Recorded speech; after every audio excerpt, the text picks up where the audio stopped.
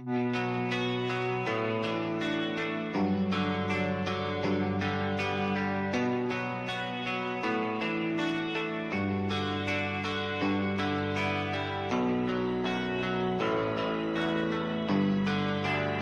are you feeling? How long have you been here? 3 months, May 17th. And what brought you? That's difficult to answer.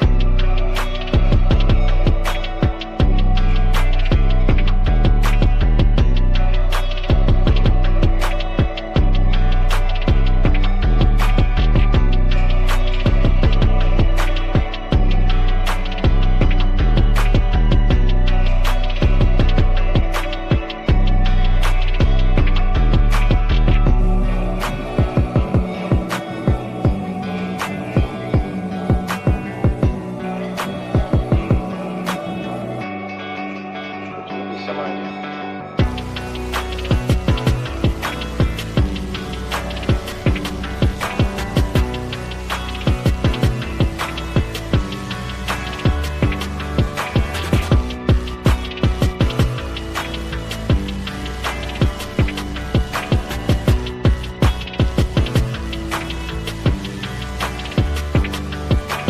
I am not completely like other people.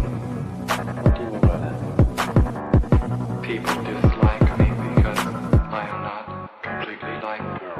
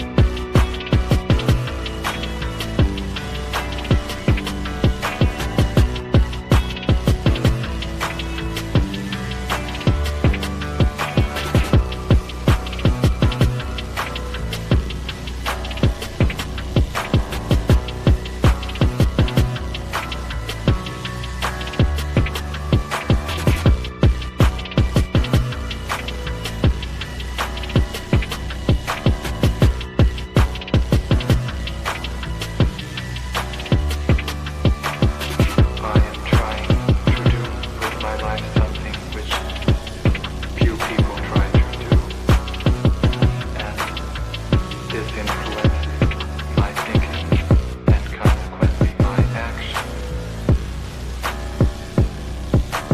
What is it you're trying to do with your life?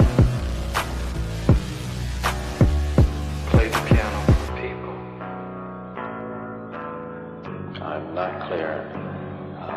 How is it that playing the piano for people has eventually resulted in your being here in the hospital?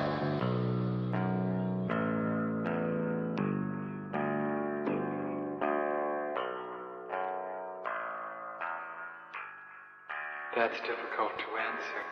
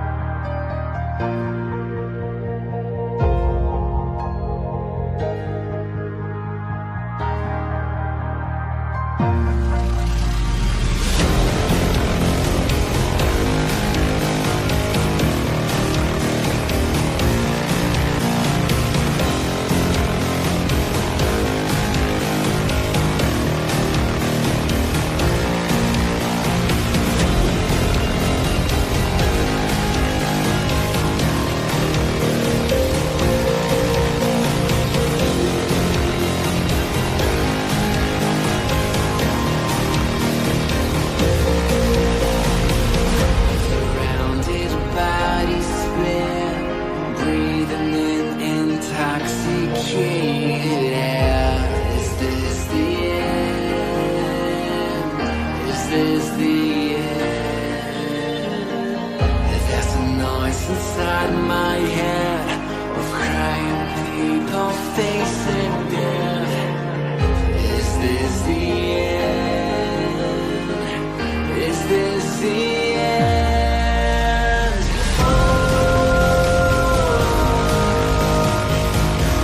I'm burning in the stone.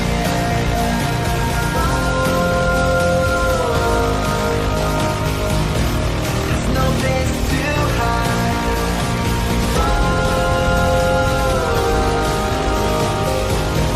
I'm burning in the stone.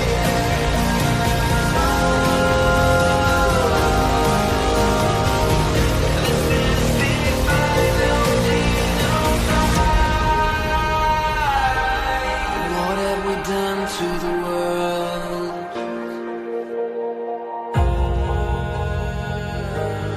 What have we done to the world?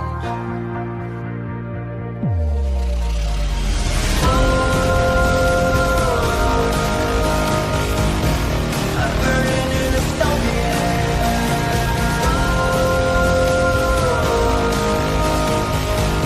There's no place to hide.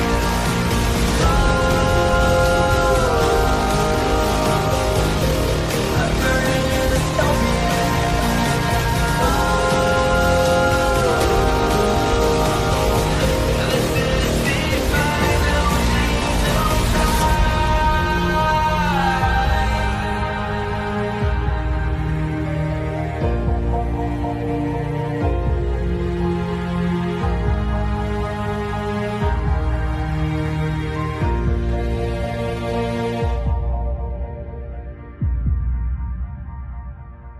This is the final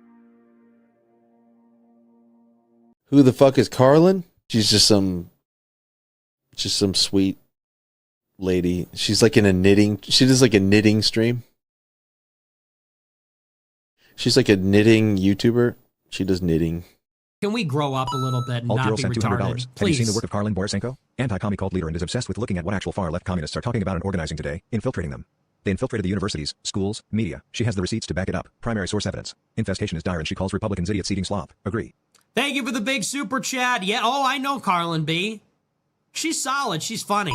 I The like great her. noticer sent $200. Literally. So not it's, Ian. it's not because I haven't dangled my junk into the combat zone on purpose to get some camera footage, but that's the big part of what's the Is problem. that what you call reporters? Go and live under, if streaming? you're going to do it, Yeah, go seriously. undercover. Otherwise you're wearing a hunk of meat in a lion's den. Nick Shirley, I love you. Take care of yourself, man. Karlyn Borysenko went undercover. Do stuff like that. Like if you want to expose this thing, don't pariah, But please. Ian, here's and I agree with you to an extent.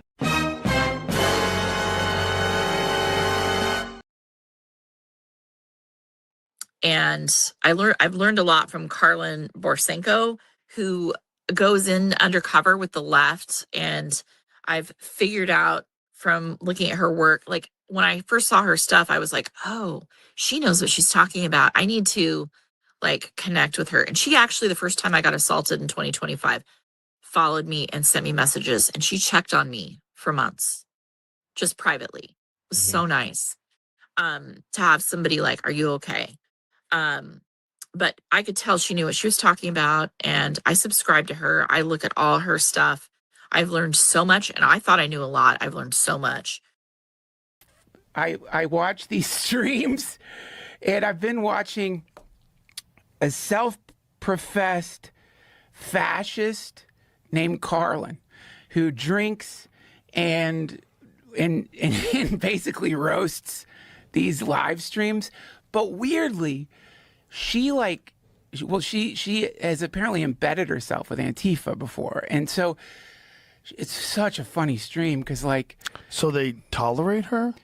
Oh, no, not anymore. She like... No.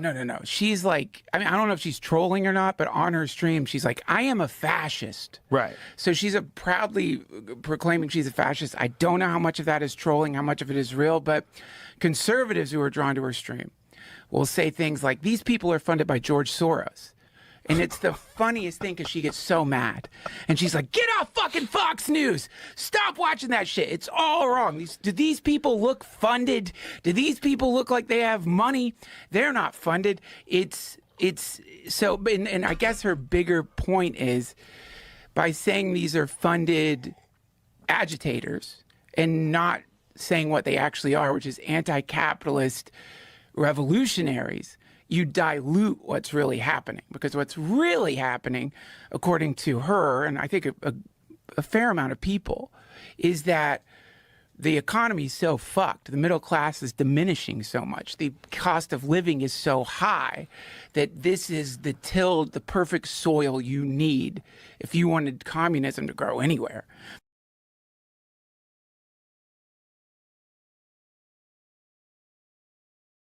What's up? What's up? What's up, everyone? Happy Wednesday. It is hot. Is it hot anywhere else for you guys? It is like 100 degrees here. I live in New Hampshire. I am a white person in New Hampshire. I am not equipped to deal with 100-degree heat. It's too fucking hot. It's too hot. Victor and I, Wednesday is typically Victor's day off from work. And so Victor and I have a tradition, like on his days off from work, where we basically go out to breakfast whenever we feel like it. And there are all sorts of like all day breakfast places around us because breakfast is like Victor's favorite meal ever. Victor could eat breakfast like for every meal, for every meal forever, and be perfectly happy with that. I don't have AC in my office. Literally don't have AC in my office. So I am in a sweltering, I've got a little fan at my feet trying to keep me cool. So Victor and I went out to breakfast, and then we went up to the outlet mall near us to just like walk around, not really to do shopping, although, you know, it is kind of funny. My husband and I do actually like shopping for stuff together. Like, my husband likes pointing out stuff to me and saying, you should try this on. And I like pointing out funny shirts to him and trying it on and all this stuff. And so we do actually enjoy just like, not even about buying stuff, but just about like, oh, look at this, look at this, look at this. Try like, oh, my husband is kind of like a gay man at heart. Not really.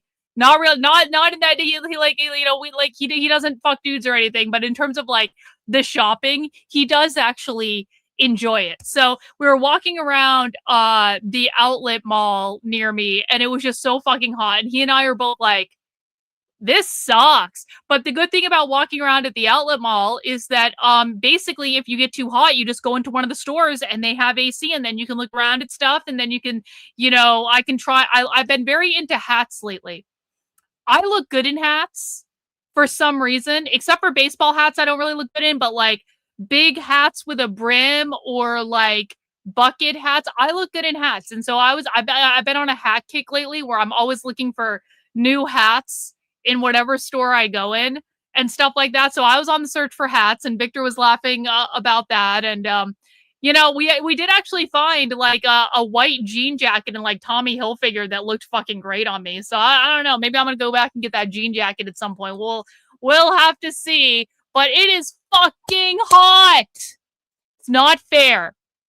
It's not. I would much rather it be cooler because, like, first of all, I have a great wardrobe of like sweaters and awesome jackets and things like that I can't wear right now because it's too fucking hot. But I love layering things. I love a good jacket. And I want to be able to wear all my clothes now that I've lost all this weight. I want to actually be able to wear my clothes, and I can't because it's too fucking hot. And I still have to, I'm still in the process of actually going and buying new clothes that fit me, that are actually like for summer. Like, it is shockingly difficult to just find basic tank tops that I look good in. You think, oh, a tank top is not a big, no, actually it is. Actually it is. Because a lot of tank tops are cut for teenagers. I'm not a teenager. I'm not going to wear a fucking crop top. Like, fuck that shit. Like, I want just like a very basic like tank top that I can wear. And I've had to go to so many, and eventually I ended up finding them at TJ Maxx of all places. I'm like, perfect. This is like both probably the cheapest place to get it, and they have the best options for so this is like, the struggle is real, guys. Can I just tell you, like, when I was in Chicago, I was going shopping at all of these like luxury places just because I don't have readily available access to that in New Hampshire. So if I'm going somewhere that has stores that I like that I can actually shop in person, like I go. And so like you have all these like nice department stores with all these luxury goods. All the fucking mannequins are fat now. All of the mannequins are fat. All of them. And it's just like, you gotta be shitting me. You actually have to be shitting me. I lost all this weight. I have to go buy all new clothes because now none of my clothes fit me anymore because I lost so much weight that I shot right past like where I was even 10 years ago, the last time I ran a marathon. And even my old marathoning clothes are now big on me. And it's wild. It's absolutely wild. So I literally do just need to buy like new basics like shirts and tank tops and things that I can wear in extremely warm weather. And what I have found is this is damn near fucking impossible when you are a size small or an X small, which is where I'm at now, because all of the fucking clothes are fat now. Like, and it's just like, it's not fair. It's not fair. It's not fair. Karlyn, you did absolutely amazing in that interview. Yeah, guys, I really appreciate you saying that. That interview, for people who didn't see it, was with Dave Riley on a show called The Backlash. And Dave has been trying to get me on this show probably for at least a year and a half. Like, I like Dave Riley has been trying to get me to come on this show for a year and a half. But when Dave Riley started this show, he started it with at least one person. What the fuck is that guy's name? Vince something. He's like a garbage man or something. But he's like this white nationalist guy. I will never go on any show with that asshole ever. I can't even remember his last name now. But like, he used to be a co-host on the show, and that guy was responsible for one of the worst doxings I've ever experienced on the internet because he insisted on spreading all these bullshit lies about me back in 2020. I will never go on a show with that asshole. There are certain people that like, literally, I will never work with. And if you have tried actively to destroy my life, I will never go on a show with you. So that guy was used to be a co-host of the show. So I was like, Dave Riley, I love and adore you. And Vince James, yes. Fuck that asshole. Fuck that asshole. And fuck him. And I'm glad he's not on the show anymore. And so I couldn't go on it when he was on it because I'm like, I am never interacting with this asshole again. He tried to destroy my fucking life and dox my house, and all of his friends made my life a living hell for like 3 fucking months. And I eventually got proof that it did come from him in the form of like messages that people sent me, like after all the shit died down. Anyway, so he was a co-host and I couldn't go on the show when he was a co-host. And then he had this other co-host named Rebecca, who was just a dumb, bitchy, blonde cunt who kept attacking me online for no reason. Like, literally, I was never anything but nice to that whore. And she just kept attacking me over and over and over again. And so I was like, fuck you. Because I'm not going to walk into an ambush. Like, I don't need to go on other people's shows. If I don't feel like it's going to be a good and productive conversation, I literally just won't do it. And I don't care if it's like the biggest show on the internet. I don't care if I could get all sorts of new supporters for my work, even though it does kind of suck that I sometimes have to turn shit down that I think could potentially lead to audience. But like, the downside of it is too great. And if I'm going to get set up for something, or if I'm going on like shows with people who hate me and are just going to lie about me and try to destroy me, I have just found over years of doing this that it is not worth it. So as long as Vince James and Rebecca were on that show, I was not going to go on because fuck those assholes, even though I have always loved and appreciated Dave Riley, and he's always been really nice to me. And I mean, from the very beginning of when I started getting involved with like the Groypers and stuff after like October 7th and all that stuff. And so I was actually really excited to finally have a chance now that he has extricated himself from those assholes. I was really excited to actually get a chance to sit down and talk to him because I think he's a good guy and he asks great questions. And so if you want to catch that, I will be putting the interview up on the Substack and stuff like that. But obviously I just did it a couple hours ago. And so it is on his channel. You can find him, The Backlash, on Rumble. And I encourage you to subscribe to him. I do think he's a really good guy, really smart guy. He does stuff in the real world and have nothing but good things to say about him. Keep up the good work, Karlyn. Thanks for talking to Dave at The Backlash. I'll have to watch from the beginning. I really do appreciate that super chat, Soto. I appreciate you very much. And then we got Red Menace in here. Always kids section to buy clothes. I'm not buying clothes in the fucking kids section. This is America. I should be able to find a size small fucking shirt in a department store. Like, I should not be relegated to wearing clothes that are 3 sizes too big for me if I refuse to shop in the kids section because I've now lost so much weight that they make clothes for fat people now and they no longer fit me anymore. It's just like, man, it's not fair. It's not fair. It's not fair. Large is the new small. Yeah, true. Yep. Yeah, Reagan is also a tiny person. I know that Reagan understands my pain here. I had no idea. Can I tell you guys? I truly had no idea. I had no idea when I was heavier that thin people were so oppressed in the world. Especially women. I mean, actually, you know what? Not even. Men have like big and tall stores and men have normal size stores. Okay, this is what I've noticed about men's clothes. Is like there's like normal size men's clothes and then there's big and tall stores and big and tall sections. So men get to have both. Women only get fat clothes now. And I had no idea how oppressed thin women were until I lost a fuck ton of weight and all of a sudden couldn't find clothes in my size.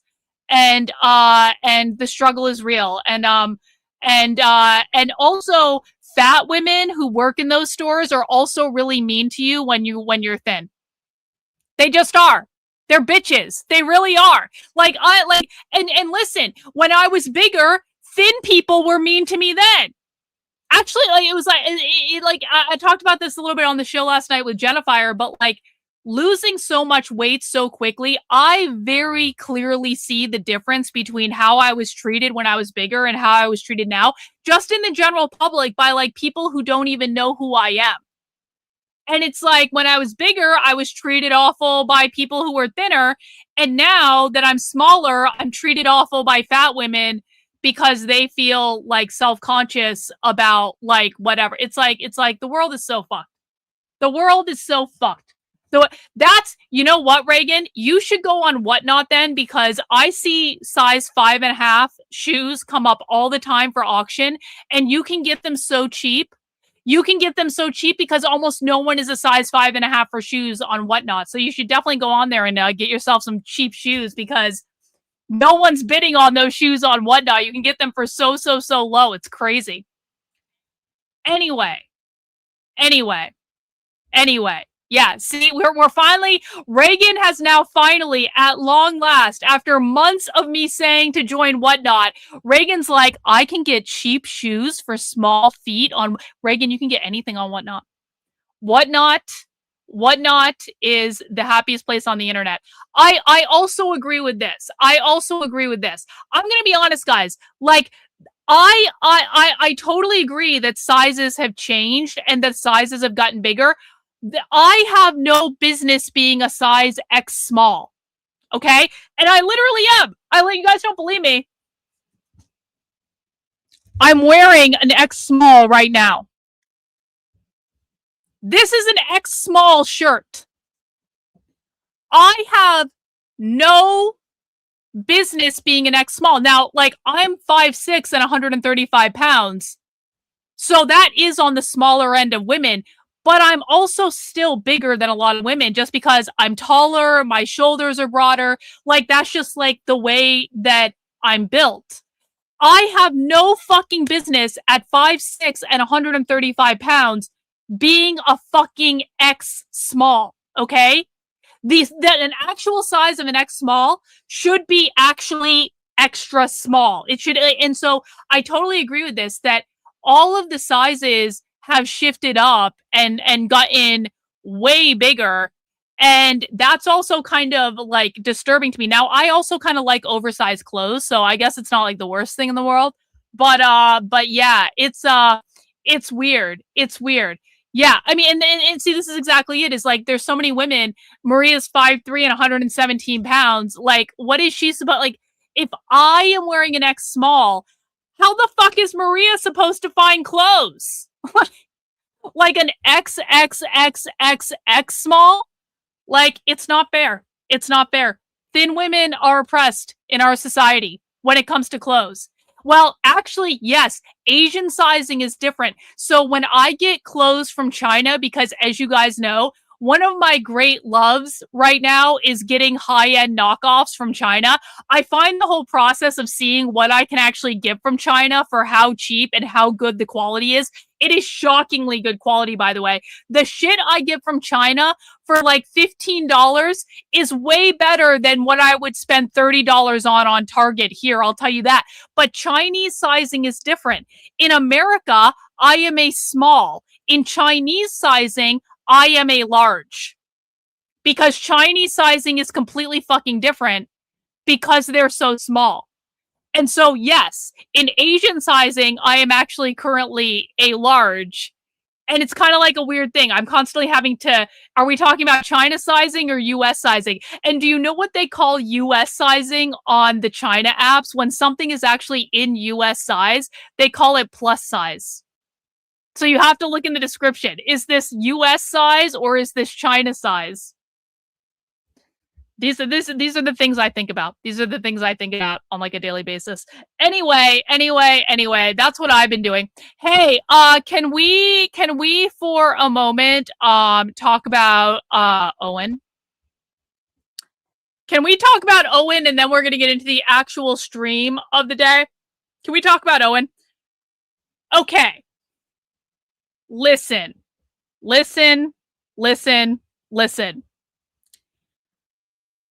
Who hasn't made the mistake of bleaching their hair at some point in their life? I know I have. There have been times I can't give Owen shit for the hair because there have been times when I too have bleached my hair blonde thinking that it was a good idea. But then as soon as you actually go through with it, you find out that it was not a good idea. And I love and adore Owen. I really, really do. He should not have done this to his hair. But he does look very Aryan. You have to give him credit for that. But like the porn stash now, the stash is really throwing me off. Owen was so good looking. What the fuck happened? It's like one bleach blonde, one incident with bleach, and now Owen looks like a porn star. Like, and not in like a good way, not in a good way, like at all. And so, but you know what? Who hasn't made this mistake at some point in their life? So yeah, let a nigga live. Let an Aryan live, okay? Let an Aryan live. Yeah, what have you done, Owen?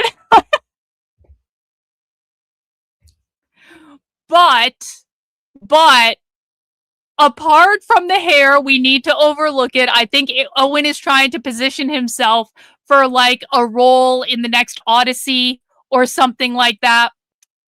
Apart from the hair, can we just overlook it for a second?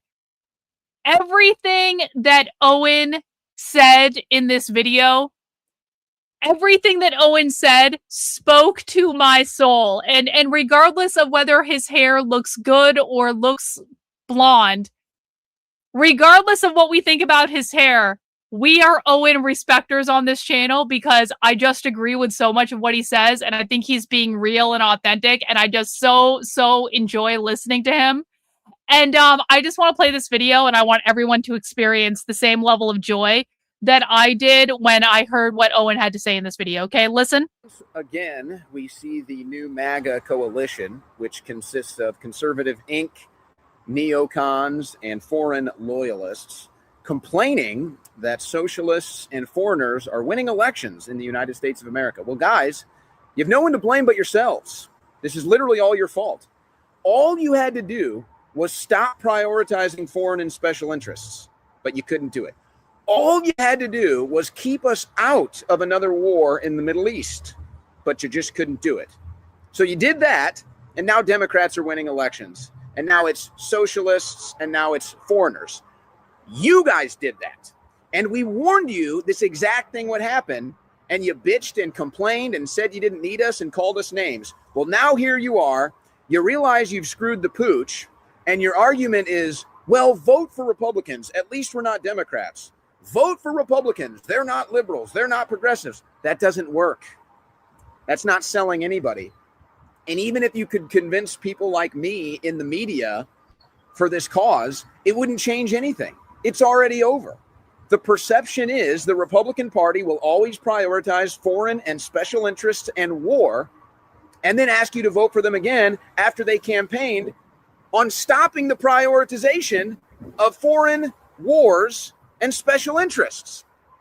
So here we go, guys. Get ready. Congratulations to the new MAGA coalition, Con Inc., neocons, and foreign loyalists. Yes, you guys are about to hand the country over to Democrats and socialists because you just couldn't help yourselves, could you? You just couldn't help yourselves, and you thought, oh, well, we'll just sell them that we're not Democrats ahead of the elections, and it's not going to work. So good job, guys. Hey, I hope you get everything you want. I hope you get a forever war in the Middle East. I hope that all of the foreign interests and special interests are taken care of. And then when socialists and foreigners take over the country, you're going to sit there and bitch and complain. But I hope you at least take ownership for what you've done. I hope you at least recognize what you've done. But the problem is you never learn. That's the problem. You never learn. And so we'll continue to do this crap because you guys never learn. Or maybe you're just sellouts. Yeah. Every single thing that Owen said in that video was true. Every single fucking thing. Everything. Guys, I cannot wait for MAGA to lose in November. I can't wait. Let's get Owen a good freeze frame here. Let's get him a good freeze frame where he looks very Aryan and, there we go. There we go. We'll get him a good freeze frame. I cannot fucking wait for MAGA to lose in November. I can't wait. And they're going to. They're going to get fucking slaughtered because they have lost so many of their voters. And listen, I have been told literally thousands of times, not dozens, not hundreds. I have been told directly by MAGA voters thousands of times. We don't need your vote. We don't need your vote. We don't need your vote. We don't need your vote. We don't need your vote. We don't want your vote. Fuck off. Go away. You're not allowed in our tent. And you're not a real part of MAGA. You're a liberal. You're a leftist. You're Antifa. You're a plant. You're a psyop. I have been told thousands of times by these people to fuck off. And now all of a sudden they remember that winning elections requires getting votes. And they're like, but you have to vote for us. If you don't vote for us, the Democrats win, the socialists win. And I'm like, you retards, I've been trying to explain to you for years that Democrats are not socialists and socialists are not Democrats. No, I'm voting Democrat. I want to be very clear about this. I'm not telling you what to do. Everyone's got to make their own decision. I will be voting straight fucking Democrat in the fall. 100%. At first, I was just not going to vote at all. At first, I was just going to abstain. But then conservatives and magatards have now pushed me so far. I am absolutely voting straight Democrat. Not because I support the Democrats, not because I even want the Democrats to win.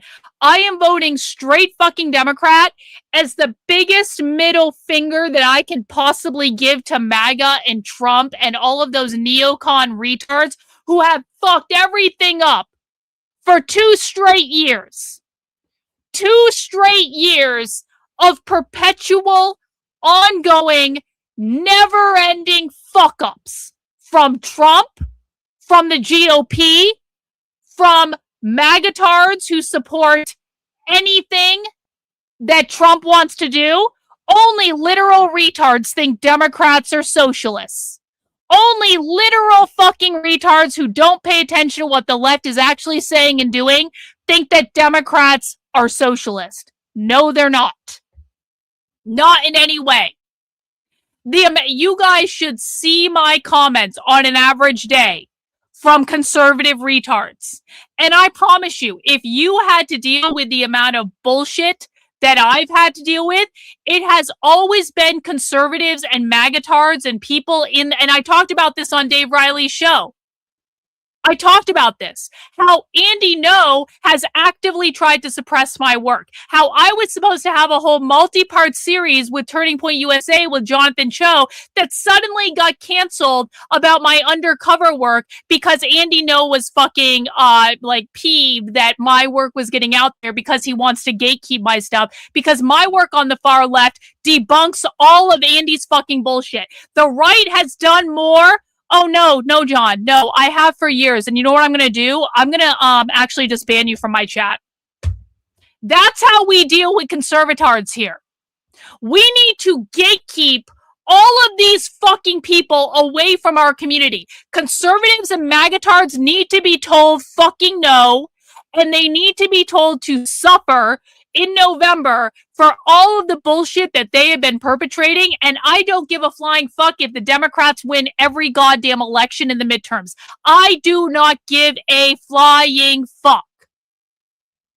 Because the only way, and I said that in the interview that I just had with Dave Riley on the Backlash, the only way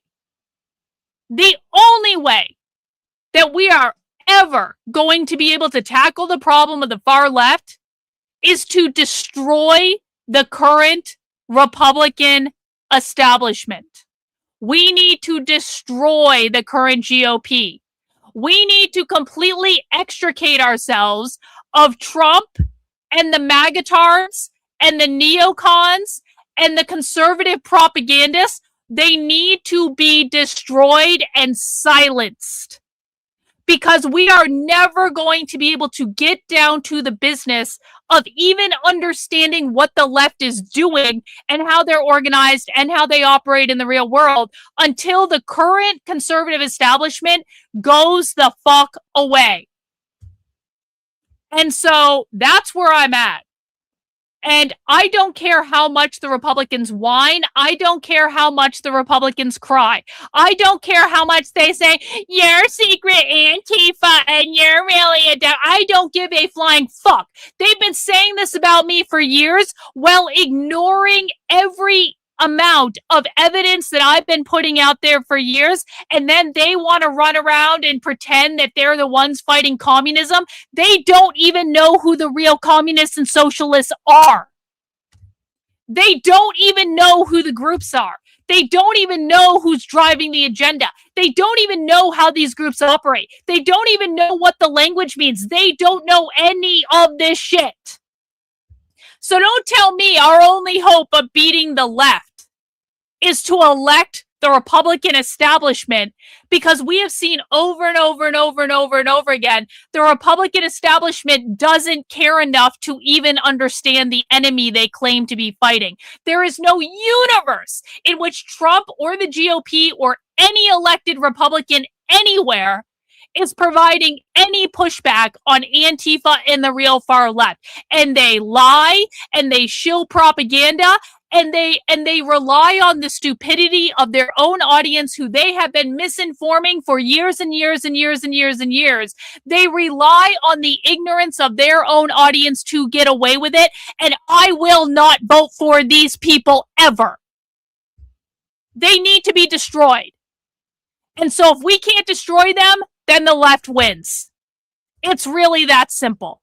The only way that we have any hope of defeating the far left is to destroy the current iteration of the conservative establishment and silence them all and take them out of any position of influence and decision making, because as long as they are the ones calling the shots, the left will win. So if you want the left to win, go ahead and vote Republican.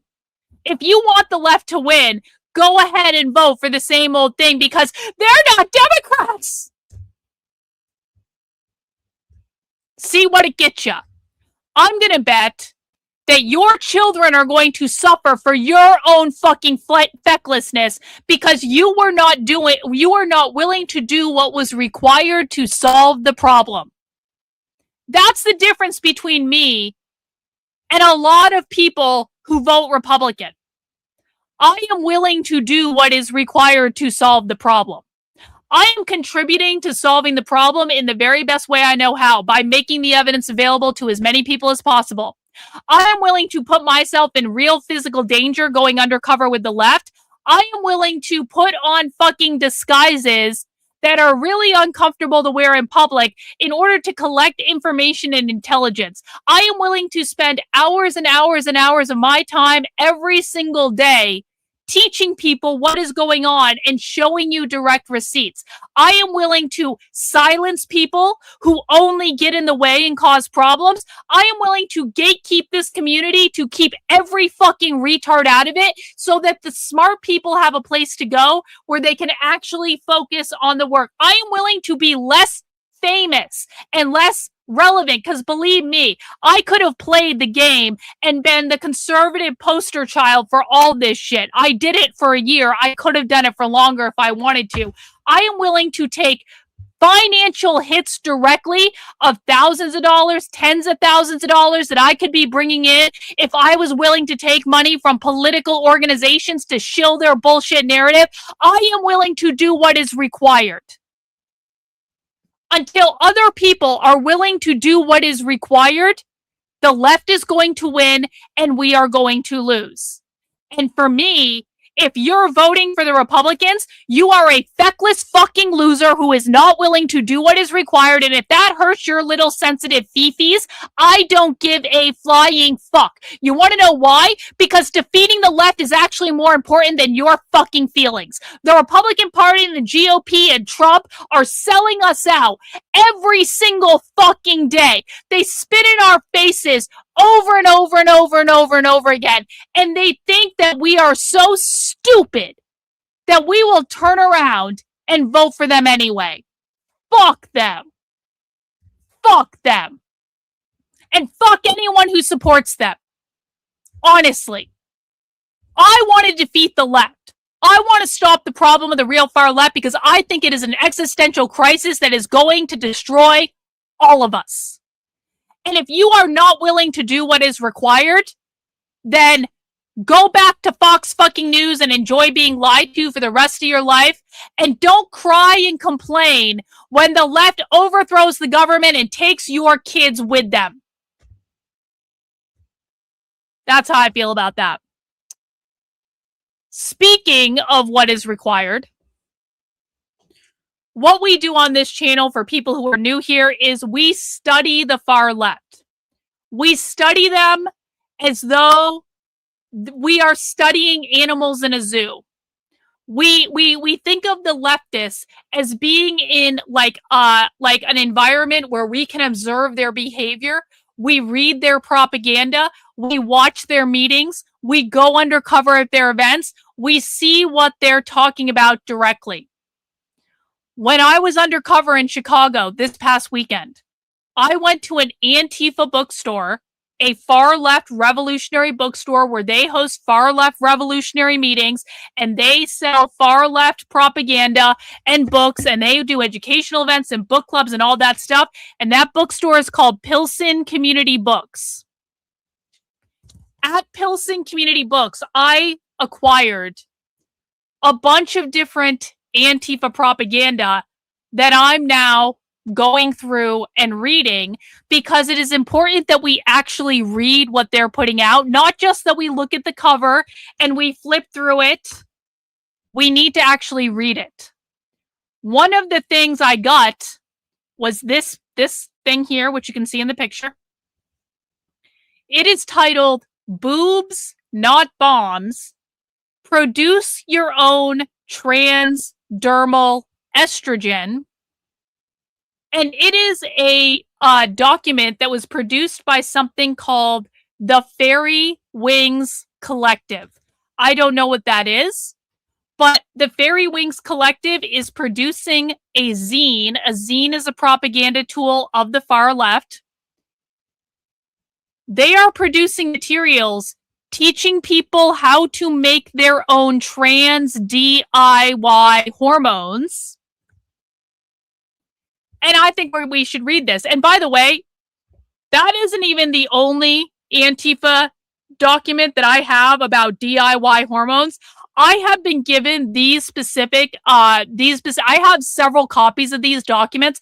I've actually gotten copies of these documents at multiple Antifa events all over the country. These are guides on how to produce my own trans femme and trans mask DIY hormones, like literally how to make and administer these hormones, depending on if I want boy hormones or girl hormones. Okay? We actually looked at these last year. I did a whole thread on Twitter about them, but I was just given these documents again at, where the fuck was I? The Dyke March in Boston, which is also where I got them the first time, by the way. So Antifa is handing these things out at their public events.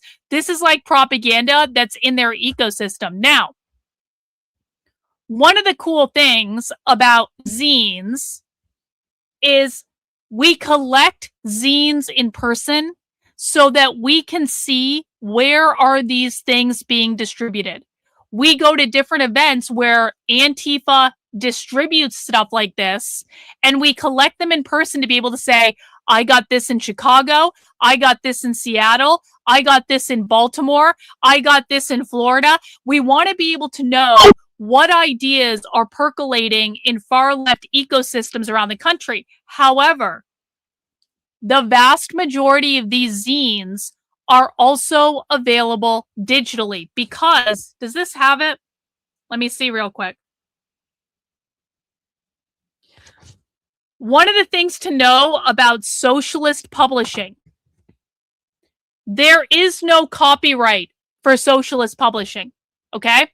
Socialists do not believe in private property. They do not believe in intellectual property. They do not believe in copyright. There is no copyright for socialist publishing, okay? What that means is most, if not all, of the zines that we collect in person are also available as digital copies. And it just so happens that the text of this specific zine about producing transdermal estrogen is available on Crime Think's website. So the good news is we already have a copy of it. And for people who don't know what Crime Think is, read the zine here. Hang on, I'm going to put this in the chat. We're going to go through this together. For people who don't know what Crime Think is Antifa's publishing arm. If you want to know what Antifa's talking about or what they're doing on any given day, you go to Crime Think and you see what they're publishing on Crime Think. This zine was published on Crime Think December 15 of 2022. It is the exact text that I have in the physical zine. So we are going to be, Master Shake, that's not fucking helpful. We are going to be reading this today, and I want to know what's in it. Because quite frankly, do any of you guys do threads? Yeah, actually, I can sell copies of their stuff, and don't think I haven't thought about this. I can do that, and I can also publish anthologies where I'm analyzing it and explaining it. Don't think that's not on the list of things I have to do, okay? Are any of you guys on threads? Listen, the only reason that I'm on threads is because my Instagram account automatically uploads to threads. I don't ever go on there. I don't ever use it. But because I've been posting my undercover stuff from Chicago on my Instagram account, it's been getting uploaded to threads. And holy fucking shit, I have kicked the queer hornet's nest on threads, and they're really pissed off at me. They're really pissed off. And they're leaving me all sorts of mean comments. Can I get in and look without logging in? I don't think I can. Hang on. Let me see if I can log in. Can I see the comments without logging in, though? No, I can. Okay, never mind. I can. Hang on. You guys have got to see this shit. So I posted about the queer fight club that I saw at the event in Chicago. It was self-defense, not learn how to stab Karlyn's stupid ass. I'm convinced as much of her replies is going to make her out to be a complete shit stain, and they're convinced I'm doing this for satire. They're saying I was in a relationship with it. So this is a great example of when the right spread a whole bunch of bullshit about me, and then the left picked up that bullshit to use against me, which thank you, conservatives, for smearing me and defaming me all over the internet. If you're angry that a marginalized group is learning self-defense, that's a pretty clear indication that you want to harm them. Congrats, you're a bigot. Is this satire? That's cute. None of us want to hear about your repressed lesbian. This is hundreds of comments on this one post from all of these queers and transes and all of this stuff, and they're so pissed off about me, and they're spreading the same fucking smear campaigns that conservative retards have spread about me for years, and they're so mad and blah, blah, blah, blah, blah, whatever. I also posted that same picture with that same zine. Let's just see the comments on this one. Let's see the comments on this one, if I can. Wow, researching this has been awesome. So cool to see trans women be able to make their own hormones. Trans frog of shame. If the trans frog of shame gets more likes than the original tweet, then you are obsessed with trans women. Okay. This is a hilarious quote coming from you, especially considering your point was two completely different books you talked about. Oh no, retards. I've looked at the other two books as well. It's taking her an awful long time to read it while they're complaining about the fact that I didn't jump off a fucking airplane and just read their transing book on the internet. So they're like, she's not even going to read it. Oh, no, I am, communists. Oh, no, I am. No, I am. But as I tried to explain to the they, them queers over and over and over again, I don't work on their fucking schedule. The they, them queers, can we be honest about this? These are some of the most selfish fucking entitled people in the fucking world. They really expect that I'm going to hop off an airplane and come right to the internet and cover the topic they want me to cover. No, you stupid fucking retarded cunts. No. That's not going to happen. I will cover it when I am damn well ready to cover it, and you can wait or not, and I actually don't really care. I get it now. You waited to post the actual zine you were talking about as long as engagement bait. Yeah, I'm just using this as engagement bait on Threads. The they, them queers discovered me, guys. I am using engagement bait on Threads, a website I don't even use. And the only reason I'm on there is because my Instagram uploads automatically. But these people are apparently obsessed with Threads and think the entire world revolves around it. And so on and on and on, and they're whining and complaining and crying, and they're lying about me and spreading bullshit. And you see the same people over and over. And the people you see showing up more than once are trannies, by the way. They're trannies. They're spreading all these lies about me. Conservatives have spread for years. We also have those too. We can read those too. Anyway. So we're going to give the they, them queers what they want. And I'm going to read the whole thing. We are going to read from start to finish to make sure we actually know what these people are talking about. The do-it-yourself guide to making your own trans hormones. And then, if we have time, I want to read this other thing that Antifa just published called Gays, Crazy, and Motherfuckers, Anarchists in the Stonewall Uprising Towards a Queer History of Riots and Affinity Organizing, because that's all directly related to all of the stuff I did this weekend. So if we have time, I've heard this is a great article. I just haven't had time to do it yet. We will be doing that as well. I gotta stop and say W's to Ben Shaw, who gave the only gifted channel membership so far of the stream. I'm so sorry I didn't give you a W when you sent this in. I was cooking though, and I had to, finish.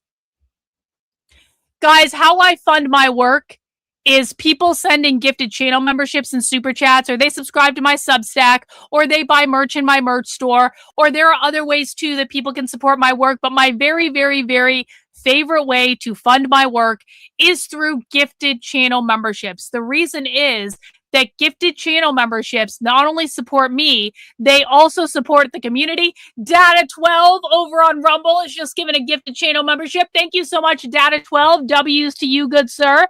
Let's add that to the tally. In order to keep me completely independent, guys, so my only job is to show up and to tell you the truth and to show you the receipts. If you appreciate what I'm doing, breaking this stuff down, showing you content on the internet no one else is showing you, please feel free to give some channel memberships to make sure we can keep going. We have a 100 channel membership goal today. And so if you can help me get there by donating a channel membership, 5 channel memberships, 10 channel memberships, 20 channel memberships, 50 channel memberships, however many you want to donate, that would be awesome because that helps me stay completely independent. One of the benefits of being a member of the channel is that you get access to Spy Stream. Spy Stream is where we go inside live leftist trainings and we watch them live. And there will be a Spy Stream tomorrow night. Okay? So we're doing a supporter exclusive Spy Stream tomorrow evening. We're going inside a live leftist organizing call. And everyone who gets a gifted channel membership today will be invited to that. So it's a great way to expand the work of the community, and it helps get more people involved. And so that's why I love it. Shikalago, W's to you, good sir. Thank you so much. Red Menace Nick, thank you to you. W's to you, guys. We give W's in the chat when people give channel memberships because they're not only supporting me, they're also supporting the community. So without further ado, let's get this party started. We are going to be reading with the help of my handy dandy AI reader so that I don't have to read all this stuff. We are going to be reading the Guide to Producing Transdermal Estrogen. If you want to follow along, you can find the link pinned in the chat on YouTube. And I put it in Rumble as well, and I'm happy to put it in Rumble again for people who want to follow along over there. There you go. And so if you guys want to follow along, that's available. It will also be on the screen. Cynthia! The goddess, the queen, the emerald queen in the chat, the legend of Cynthia. W's to you, 20 gifted channel memberships. How lucky are we to have Cynthia? How lucky are we to have Cynthia dropping the 20 green squares in the chat for Cynthia, our emerald queen, please. Thank you so much, Cynthia, for being such an amazing supporter. We love you. We appreciate you so, so, so much. Let's get this party started, guys. Producing Transdermal Estrogen, a do-it-yourself guide. This guide describes how a small collective produced and distributed transdermal estrogen using reproducible do-it-yourself methods. What follows here is not medical advice. It is a report on an experiment in process, providing proof of concept. Generally speaking, if you want to take estrogen and you have the option to acquire it through prevailing medical institutions, we encourage you to consider taking that route. At the same time, it is already difficult for some people who need estrogen to access it that way. Notice the terminology. It is difficult for some people who need estrogen to acquire it that way. They're saying some people because this is about the they thems. This is not about women who need estrogen because of hormone imbalances. This is about men who need estrogen to grow boobs. Okay? That's what this is about. And so like Antifa and queer Marxists, they always want to be outside of the capitalist system if they can. So they're saying, listen, if you have access to insurance, you know, probably you should go and use your insurance. But so many of us don't have access to insurance because capitalism wants to exploit us and blah, blah, blah. And so we would be exploited if we went through the capitalist system. So this is anti-capitalist, basically transing medicine. At the same time, it is already difficult for some people who need estrogen to access it that way, and those difficulties may only increase in the future. So we believe that information like this should be distributed widely. Taking a hands-on approach to healthcare can give you a more direct relationship to your agency, which can give you more control over your safety in the long run, provided you learn about the risks and reflect properly on them. Above all, we believe in gender self-determination, the idea that everyone should be free to position themselves as they see fit within the matrix of gender. A matrix Neither of gender. governments, religions, patriarchal authorities, nor anyone else should be able to confine us within their narrow visions of who we should be or who we can become. This guide was adapted from a zine by the Fairy Wings Collective, available here along with related resources. Is this? Oh, so it's adapted. Hang on. Let me see. What does this load to? Do they have the actual... Hang on. Load the thing. Load the thing. It isn't loading. How interesting. Okay, hang on. Open link in new tab. Let me see if it'll load there. It might not work anymore, honestly. It might not work anymore. Okay. Let's just move on. Introduction. We made our own transdermal estrogen and started giving it out to people. Transdermal means you just rub it on your skin, and that's it. No needles, no adhesives, no eating it. When we tell other anarchists about this, they're usually like, oh yeah, I talked to some friends about that once, but we didn't know how to do it. We got together with about 4 people and scrounged up a few $1,000 and decided to figure out. This article describes what we did, some of the risks involved, and how you can do it yourself.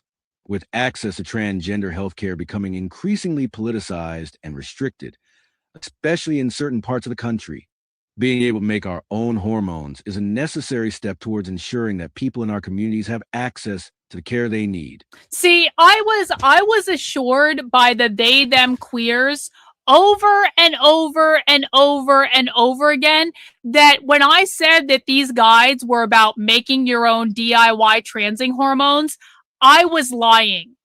If you go back and you look at the comments on threads that I get from all the trannies, they told me over and over I was lying when I said that these guides were about making your own fucking DIY hormones. And then we get into the actual guide and you actually just read it because, again, guys, the queers, they don't expect us to actually read things.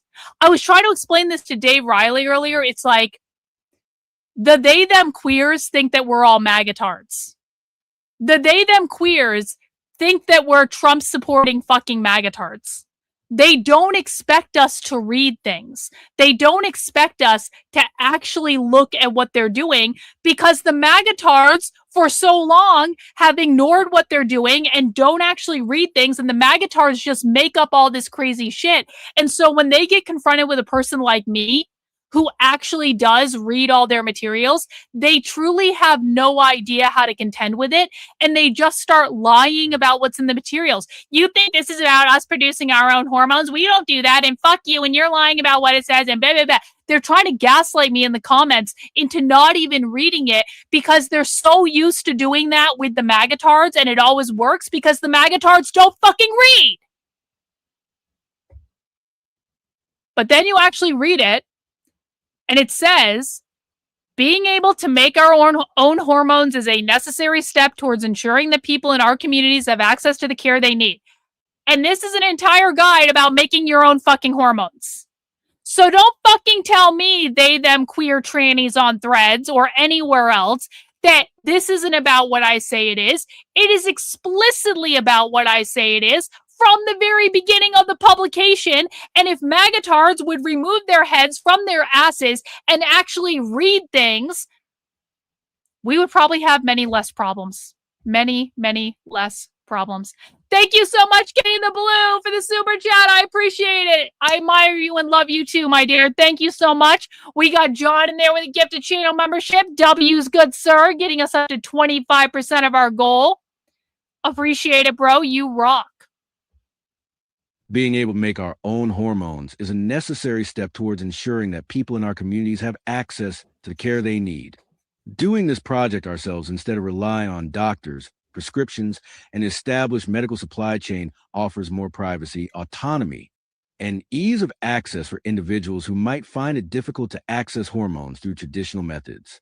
Our primary audience includes young people, people who are transient or without an established address, people who are uninsured or underinsured, and those living in rural or politically conservative areas. We don't think we can reach all of those people via our little distribution network. That's why we are proposing that anarchists in other areas start making DIY estrogen in a decentralized way. I'm sorry, what? That's why we are proposing that anarchists in other areas start making DIY estrogen in a decentralized way.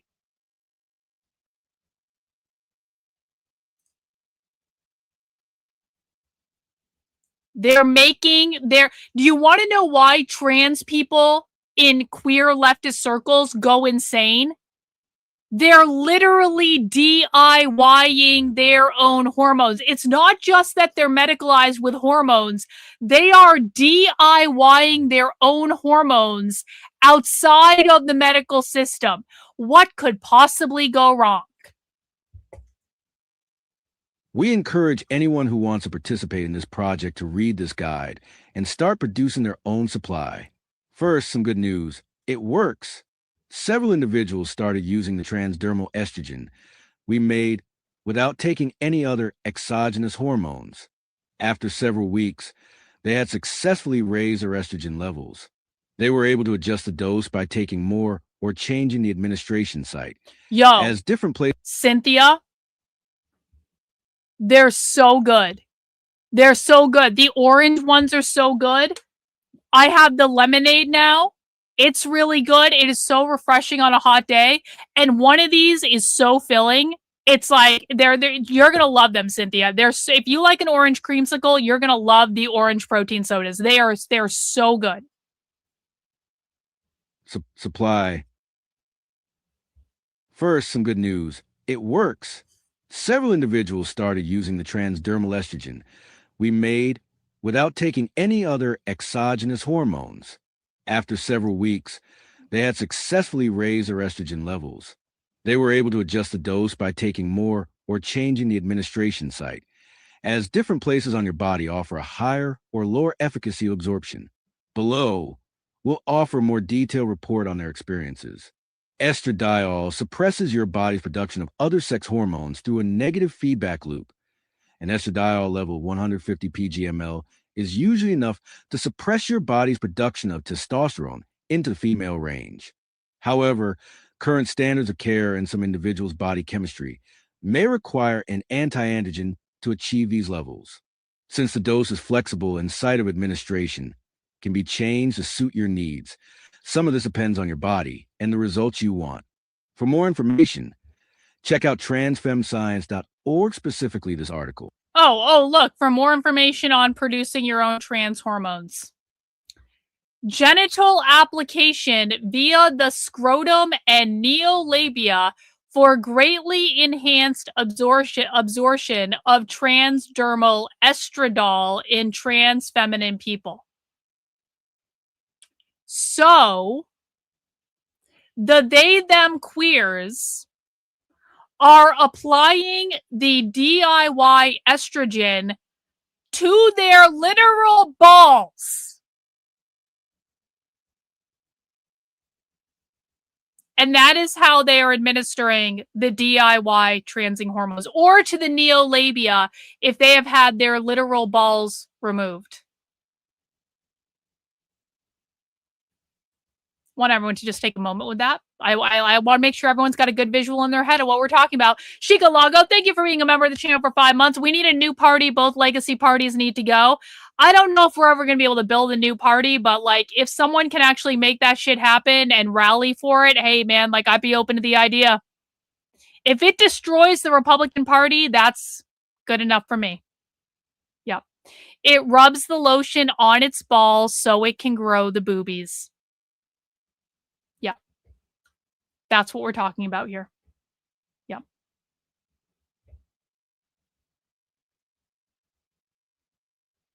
The process of producing a usable form of estradiol is pretty straightforward. Buy ingredients, mix them together and set ratios. Apply. Based on our experiences, the hardest parts were researching how exactly to turn estradiol powder into something usable and attempting to find a lab to analyze the estradiol we bought.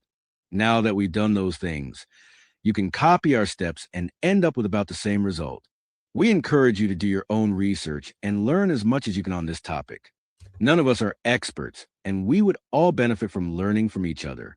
The way we chose to approach this is not the only way. We could have bought a pill press and a binding agent and cranked out estradiol pills. We could have produced injectable estradiol. However, based on our limited knowledge of chemistry and medicine and our cleanliness standards reasonable, but not a clean room and not sterile. I love this. They're literally saying we have limited knowledge of chemistry and medicine, and our cleanliness standards may not necessarily be up to par. But they're still producing their own transing DIY hormones. Okay. However, based on our limited knowledge of chemistry and medicine and our cleanliness standards reasonable, but not a clean room and not sterile, we felt that producing transdermal estrogen was the safest and easiest approach. Contamination risk is very real, and injectable products must meet a much higher standard to be safe for use. You will need, rather than setting up a formal organization. Hang on. You will need, and here is a very specific list, and I have to read it because the AI didn't read it. Here are the things you will need to produce your own transdermal estrogen so you can DIY trans yourself, okay? Secure methods for communication and online activity, proton mail, Signal, encrypted document like CryptPad, which is the website they were using that doesn't work right now, addresses for receiving online orders, money, roughly $2,000 to buy all the supplies for 250 bottles of a 6-month supply. So I want to be very clear about this. The back of this zine says explicitly, a guide for medium to large scale DIY production and distribution of estrogen for about $20 per person per year. This guide is not just about producing transing DIY hormones for one person. This guide is to create 250 bottles for distribution in your community to everyone who wants the DIY transing hormones. This is for large-scale production of the DIY transing hormones, okay? And that's mutual aid. Exactly. That is mutual aid. Someone buys all the supplies and then they give it out for free to needy trans people in the community who want DIY hormones. A physical location to make the product and store supplies, a distribution location and plan. They are distributing them. It's part of the overall plan. Trusted friends to help with production, distribution, and other parts of the process. But no, the they, them queers on Threads totally swear to me that that's not what this is about, bro. Okay. Okay, queers. Okay. Sure. Rather than setting up a formal organization, we favor a more decentralized approach. This is why we call our project Boobs Not Bombs and Homage, to food not bombs, a call to action for people in any community to feed their neighbors. Anyone with a small set of supplies can make enough do-it-yourself estrogen to serve hundreds of people. Anyone can serve hundreds of people with do-it-yourself estrogen. What could possibly go wrong with distributing DIY estrogen to rub on your balls or neolabia if you want to be trans? What the fuck could go wrong with that plan? Completely unregulated DIY estrogen made in someone's dirty fucking bathroom being distributed out to mentally ill they-thems in their community. What could possibly go wrong with this idea?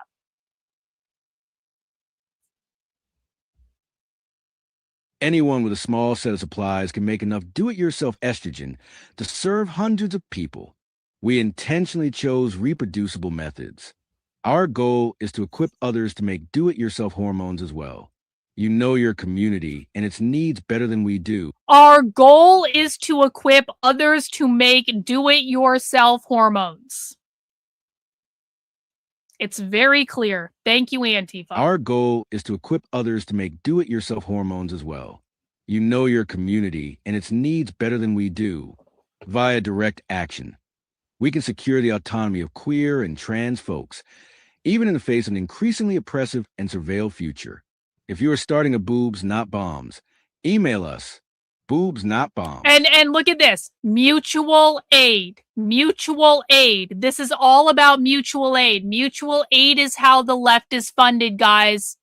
It's always funded via mutual aid. This is mutual aid. I was just talking about this with Dave Riley earlier today.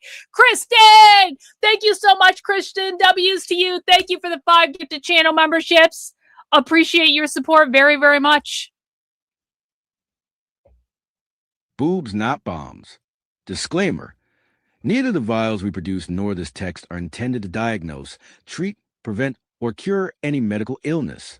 None of these statements has been evaluated by the Food and Drug Administration. They are not medical advice.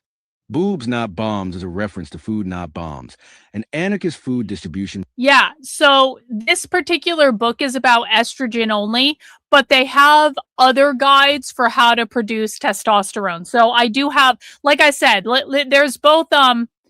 there's both these are two different guides. You can see there's trans femme ones and trans mask ones. So they do have guides on how to produce testosterone as well. So we're just happening to read the one right now that's about estrogen because that's the one that they had in Chicago. Boobs Not Bombs is a reference to Food Not Bombs, an anarchist food distribution project dating back decades. Boobs Not Bombs is our name for the idea of distributing estrogen cheaply or for free. Fairy Wings Mutual Aid is the name of our specific chapter. This chapter was created as an explicitly anarchist project. Antifa. And we have sought to organize it around anarchist principles. Antifa. If anything in here is unclear or confusing, don't hesitate to send us an email at fairywingsma@protonmail.com. We'd love to hear from you. Application. A standard dose is 0.57 ml, about a quarter of a drop applied to scrotum or neolabia once per day. Based on the blood work we have done so far, this should be enough to fully suppress testosterone into the female range and induce feminization. For lower levels, switch to a less efficient application site or reduce the dosage. You can choose from the following application sites, listed from least absorbent to most absorbent: the soles of the feet or palms, abdomen, forearm, armpit, scrotum, neolabia. If your levels aren't high enough, you can increase the dosage or apply a dose twice per day. It's worth noting that once testosterone has been suppressed, higher levels of estradiol have not been shown to produce any benefit. Yeah, how are they running the blood work? Who the fuck knows? I don't know. That's a good question. But if you don't feel like you're being feminized fast enough, just apply more of the lotion to your balls. I don't know what the problem is. Just put more on. Just do it. Like, what could possibly go wrong with just continuing to put more and more and more of this shit on your balls? I just don't, understand. It's worth noting that once testosterone has been suppressed, higher levels of estradiol have not been shown to produce any benefit and carry additional risk. Applying lotion afterwards at the site of application will slightly increase absorption. Using sunscreen will decrease absorption. For 1 hour afterwards, make sure not to make skin-to-skin contact between the site of application and anyone who doesn't want additional estrogen in their body. Risks. As in many do-it-yourself projects and most activities, there are risks to making or using this product. Some risks have to do with the supply chain. For example, We tested the estradiol we bought as raw powder and found it to be 97.2% estradiol. The test also showed that it contained no heavy metals.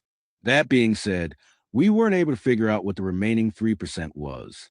Is there something dangerous in that 3%? We don't know. The same is probably true for grocery store supplements as well.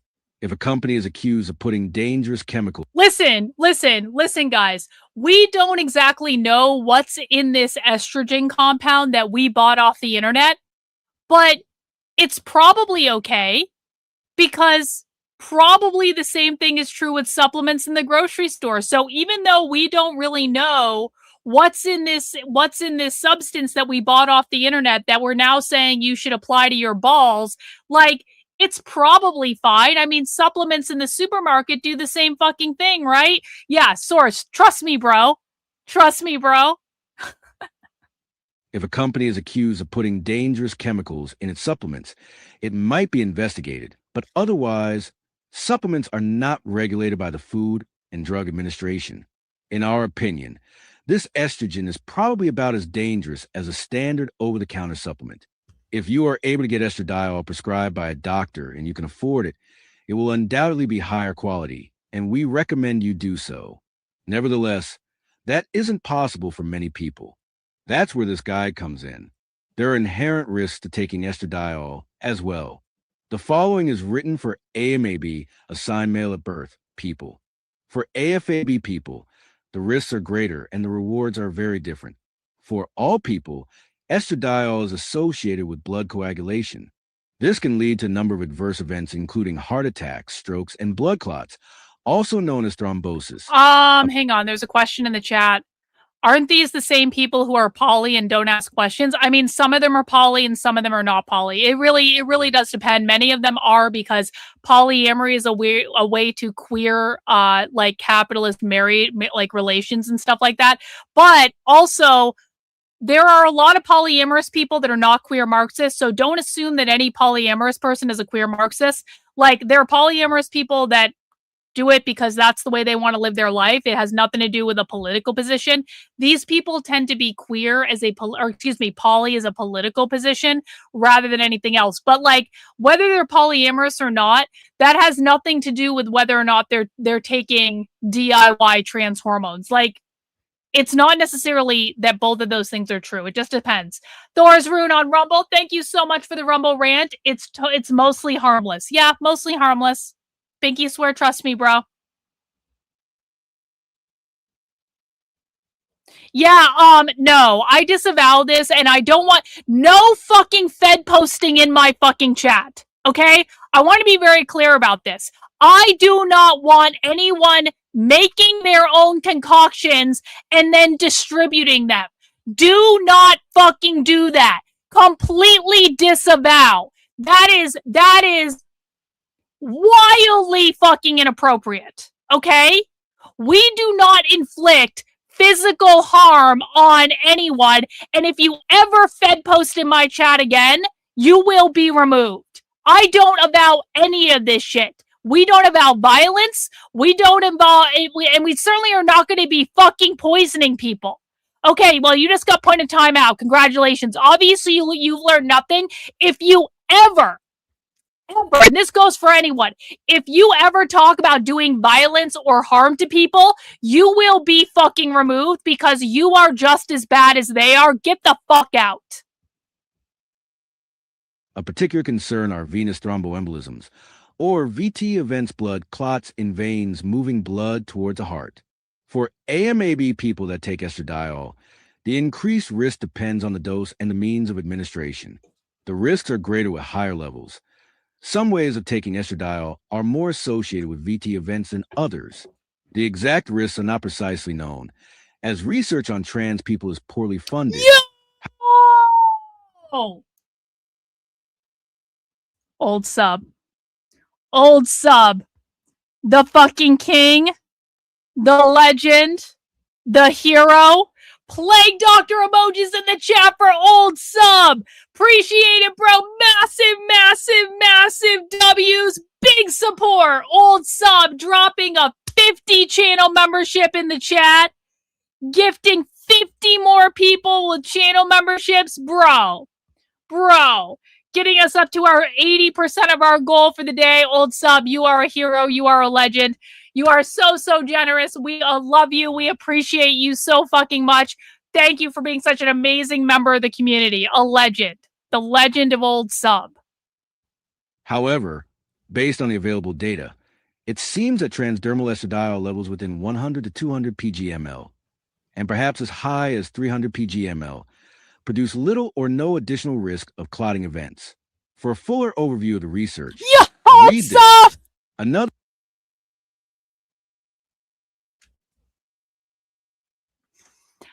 and Cynthia at the same time. Old Sub and Cynthia at the same time. We've got two heroes in the chat today. Old Sub and Cynthia both coming through with 20 gifted channel memberships each. We got James with 5 gifted channel memberships. Holy shit. Holy shit. Holy shit. Another 45 channel memberships dropped in the chat. Thanks to the legend Old Sub. Thanks to the Emerald Queen Cynthia. Thank you to James. Everyone do W's in the chat. W's in the chat for the amazing people who are supporting the community. We're now up to 125 new members of the channel today. You guys rock. Appreciate it so much. Another risk to consider is breast cancer, like blood clots. Yeah, there breast seems cancer. To be a causal link between exposure to estrogens and breast cancer. Hey guys, just FYI, if you use our DIY transing hormones, you could get breast cancer. Another risk to consider is breast cancer, like blood clots. There seems to be a causal link between exposure to estrogens and breast cancer. This also seems to be dose dependent. So higher doses of estradiol will result in an increased risk of breast cancer. As with blood clots, the exact degree of risk isn't precisely known. For AMAB people taking estradiol, the risk level is likely to be somewhere between the risk levels for cis men and cis women. Lastly, the primary effects of estradiol, its self-feminization and suppression of your body's reproductive processes, could be considered risks, depending on your perspective. For better or worse, the vast majority of effects from estradiol, like smoother skin and fat distribution, are reversible. However, some effects are permanent, including breast development and possibly infertility. Anyone who might use this product should be made aware of the risks so they can make an informed decision. Yeah, guys, you could, oh shit, didn't mean to do that. Oh no, what the fuck happened? Anyway, we're back. Yeah, guys, you could develop boobs or you could make yourself infertile by doing our DIY transing hormones, and you should be aware of that risk. Estrogen is not a scheduled substance. It is legal to import it. The other ingredients you need are all legal to purchase, as long as an item is not labeled for medicinal use. It is legal to sell or give away even if it contains potentially bioactive ingredients. Think of herbal medicine sold in stores. In many places, you can buy estrogen over the counter to alleviate symptoms of menopause. All in all, we think that the present legal risk is very low. Guys, we just want you to know that even though we're telling you to make and distribute large quantities of DIY transing hormones, we're pretty sure that you're under no legal risk. Like, maybe there are some laws, but probably it's going to be fine. Probably what we're saying isn't actually illegal. Probably. All in all, we think that the present legal risk is very DIY low. vasectomy, However, exactly. This could change at any time. Several states have passed laws against mailing or importing misoprostol, and some have introduced new laws restricting access to gender-affirming medical care for youth or even adults. It's probably better to stay a bit below the radar in case this becomes illegal later. Currently, our chief security concern is publicity from hostile far-right groups. We're more concerned about showing up on Fox News and FBI raids. See, I mean, I feel like if conservatives didn't have their heads up their asses when it comes to this stuff, actually making these people show up on Fox News and getting an FBI raid would be far more achievable than it is now. Like, it's mind-boggling to me. Antifa is producing DIY transing hormones, and they're saying, We don't think this is illegal, but we're kind of worried about the evil fascists blowing our shit up all over Fox News. And I'm an evil fascist, and I'm trying to blow their shit up and say, hey, conservatives, they're DIY transing themselves and producing their own hormones for mass distribution. What are the chances that conservative media is going to cover this? None. There's no chance conservative media is going to cover this. There's no chance this is going to get blown up on Fox News. There's no fucking chance there's going to be an FBI raid. Why? Because I don't support Israel. And this goes against the conservative bullshit narrative, and it is not helpful to them. And so they don't actually care if Antifa and the queers are producing their own DIY transing hormones, and probably it's legal, but maybe it's not legal, and probably they're applying it to their own balls and neolabias and trying to trans themselves with these unregulated hormones, and we won't be able to get anyone to talk about it because I don't support Israel. This is the reality of the conservative right, guys. Currently, our chief security concern is publicity from hostile far-right groups. We're more concerned about showing up on Fox News and FBI raids. Unlike estrogen, testosterone is a scheduled drug. It is generally illegal to access it without a prescription. Producing and distributing testosterone would involve a different set of legal risks. As there's insufficient research on trans health, the long-term health consequences of starting and stopping hormone treatment are unknown. Hormones affect many body systems in ways Western medicine still doesn't understand, and there is little data available on the long-term effects of intermittent hormone use. Results. So far, the Fairy Wings chapter Boobs Not Bombs has distributed approximately 200 bottles of transdermal estrogen. Early on, we invited several volunteers to switch to Boobs Not Bombs estrogen and to test their estrogen and testosterone levels. As more bottles were distributed, people who were starting hormones for the first time also provided lab results.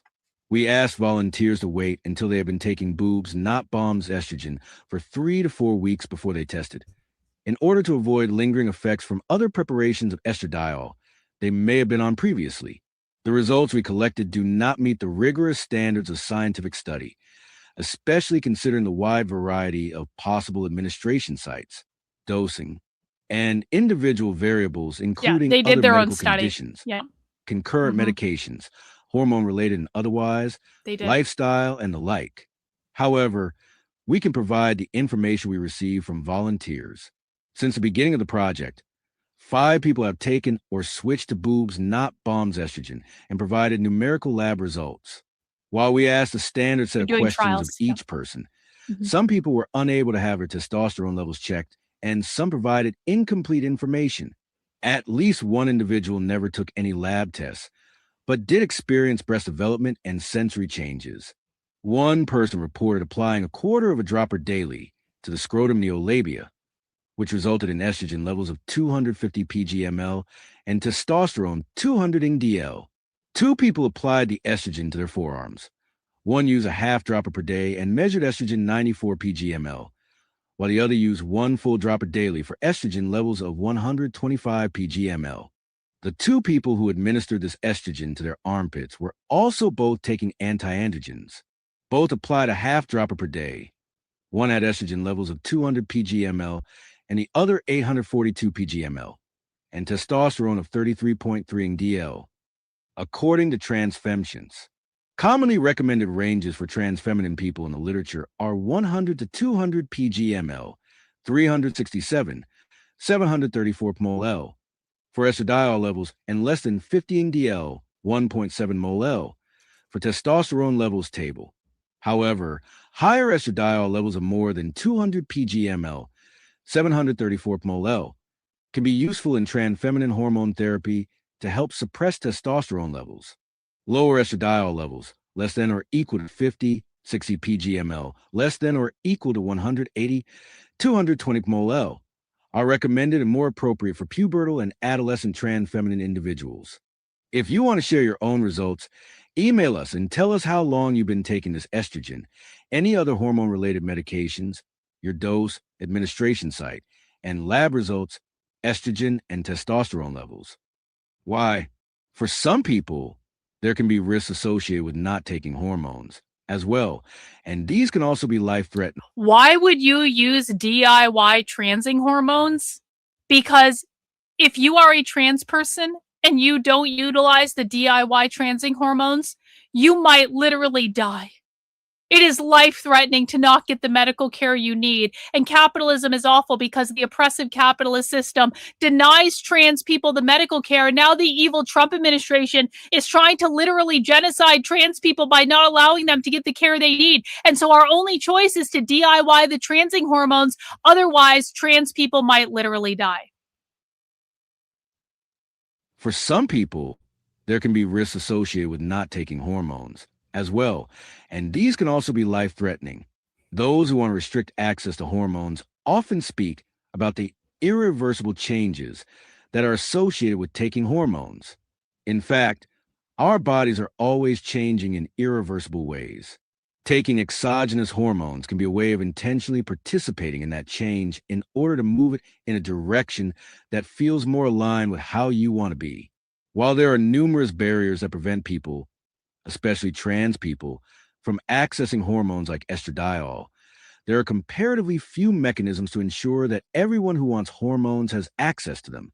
Furthermore, even when the medical establishment is able to meet our needs, this only occurs on the terms of insurance corporations, medical review boards, the state, the family, and other institutions that have historically served to oppress, exploit, and exclude people. These institutions restrict access to hormones and other resources in order to reinforce cis heteronormativity, the idea that being cis and straight is the only correct or natural way to be. Okay, we need to break this down. These institutions restrict access to hormones and other resources in order to reinforce cis heteronormativity, the idea that being cis and straight is the only correct or natural way to be. What you need to understand is when they say cis, they mean not queer. Queer is a far left political ideology. Queer is not about being trans. Queer is not about being gay. When they say cis, they are saying not queer. If there is a trans person that transitioned from man to woman or woman to man and believes that men and women are a real thing and they uphold the gender binary, they are not trans by these people's definitions, because these people define trans as transforming or transcending gender, okay? Their language is not the same as your language. Caitlyn Jenner to them is not trans. Blair White to them is not trans because they believe in the gender binary, men and women. These are queer Marxists. They do not believe that gender is a real thing. So you are either queer or you are cis. That is their definition of the term. When they are saying the term straight or heteronormative, they do not mean one man and one woman. They mean walking the straight and narrow. They mean normal. They mean upholding the capitalist cultural norms. We have them on video saying this explicitly. It is not about one man, one woman. It is about, do you uphold cis heteronormativity, which are the cultural norms that uphold capitalism, or don't you? So that's what we're talking about here, and I want to make sure that that's very clear to everyone that's watching. These institutions restrict access to hormones and other resources in order to reinforce cis heteronormativity, the idea that being cis and straight is the only correct or natural way to be. They aim to reinforce these ideas and gatekeeping structures in order to diminish our bodily autonomy, because that helps them to maintain control of all the other aspects of our lives. Rather than try to work within and validate the existence of those institutions, we can deliberately choose to work outside of them. We believe everyone should be free of the coercive power of the state and should have access to the tools they need to shape their bodies however they want. When they say the state, they mean the capitalist state or the U.S. government. Some people believe that only massive institutions can meet people's needs, and that those institutions have to adopt repressive practices in order to do so. By making estradiol widely and easily available at little or no cost, we can help people access a greater degree of bodily autonomy and give people cause to question the necessity of centralization and control. How? The following instructions have been calculated for a batch that starts with 100 grams of estradiol. This number was chosen because it's relatively affordable and makes the math a little bit easier. The formula that we use is based on a patent, technically 2 patents, we found for a transdermal birth control product. The patent describes a product that is 0.24% active ingredient, which is split between a progestin 0.18% and estradiol 0.06%. We modified this recipe to include only estradiol at 0.24%. We recommend that you look over these patents to get an idea of what we're doing and to make sure we're not missing anything. Copies of these patents, the spreadsheets we use to calculate the amounts of each ingredient, and other helpful information are available here. Before getting started, before embarking on your own boobs, not bombs adventure, think carefully about the risks involved and whether you're willing to take them. Because estradiol is not a controlled substance, what we are doing is legal as far as we can tell, given that what we are offering is not intended to diagnose, treat, prevent. We're pretty sure this is legal, guys. We're pretty sure. We're not positive, but we're pretty sure this is all legal. Because estradiol is not a controlled substance, what we are doing is legal as far as we can tell, given that what we are offering is not intended to diagnose, treat, prevent, or cure any medical illness. Nevertheless, the fact that something is legal has never stopped the state from harassing people. This is especially true because trans people have unfortunately become a target for many conservative politicians. The prospect of people handing out estrogen on the street is ripe to get blown out of proportion by the right-wing media and politicians looking to score points by attacking trans people. If you aren't comfortable with these risks, consider helping existing BMB efforts by donating to or contacting the authors of this text. If you decide you are willing to take these risks, watch this video discussing why you should never speak to the police. You can also read this text about security culture. As a rule, don't discuss your involvement in this project with people that you don't trust.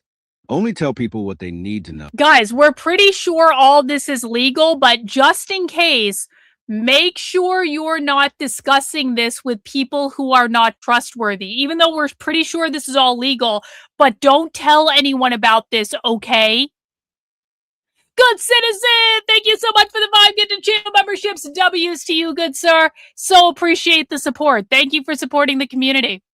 Only tell people what they need to know.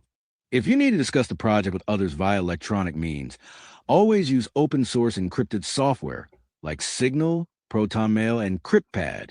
Of course, every approach has limitations, and there is nothing you can do to guarantee that you haven't left a trace. The guidelines we have set out here should be regarded as a solid baseline to add to, rather than security guarantee.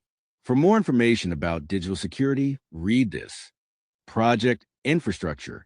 The first step in this project is to get together with your friends and comrades and see who would like to help make a reality. If you don't have a network of trusted friends who are interested in helping, try with the closest anarchist community center or mutual aid project and see what you can help out with. Hopefully, you will develop friendships with people in the course of working together. If all goes well, eventually Boobs Not Bombs could be one of the projects you can add to your shared repertoire. If you are going to work on this project on your computer, we recommend that you get a Tails stick. This is a USB flash drive with the Tails operating system installed on it. Tails is a secure operating system that only connects to the internet via the Tor network and saves absolutely nothing to your hard disk. To obtain a copy of Tails, have a friend that already has a Tails stick clone it. If you don't know anyone with Tails, you can download it and read a full set of instructions here. If this process seems overwhelming, find a computer-savvy friend to help you. Next, start your computer running Tails and create an email account with which to contact vendors. It is strongly recommended that you only sign into this email from within Tails. Remember, Tails and Tor are not magic. If you sign into your personal email account at the same time... We got SS Kennedy on Rumble with a gifted channel membership. Thank you so much, SS Kennedy. You rule. If you sign into your personal email account at the same time as you sign into the email you are using for this project, you will have associated the two. Only work on one project at a time when using tails. Hey guys, To security prepare culture, for guys. ordering and receiving shipments, get together with your friends and figure out how to receive the packages anonymously. The easiest way is to get a friend who isn't directly involved in the project to receive the package for you. Ship it to them under their own name and then pick it up from them.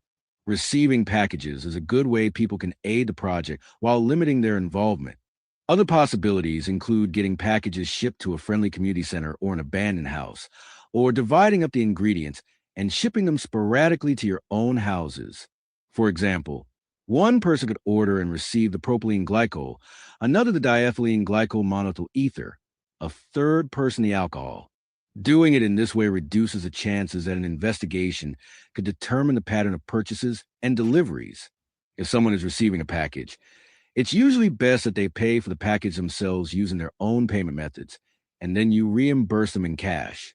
You can probably send multiple packages to some people if the things they're receiving are not sketchy, such as scales and glass jars.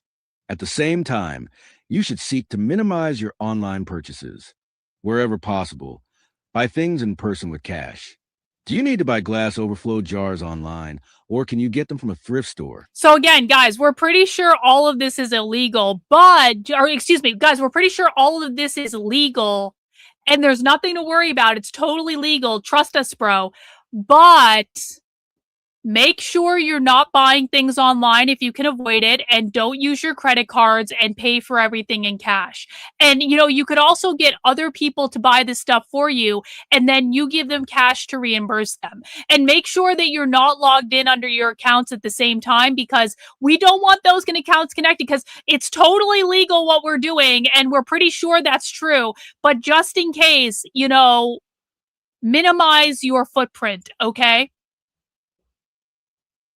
Do you need to buy glass overflow jars online, or can you get them from a thrift store? You will need a certain amount of resources to get started. If need be, raise funds discreetly among your friends.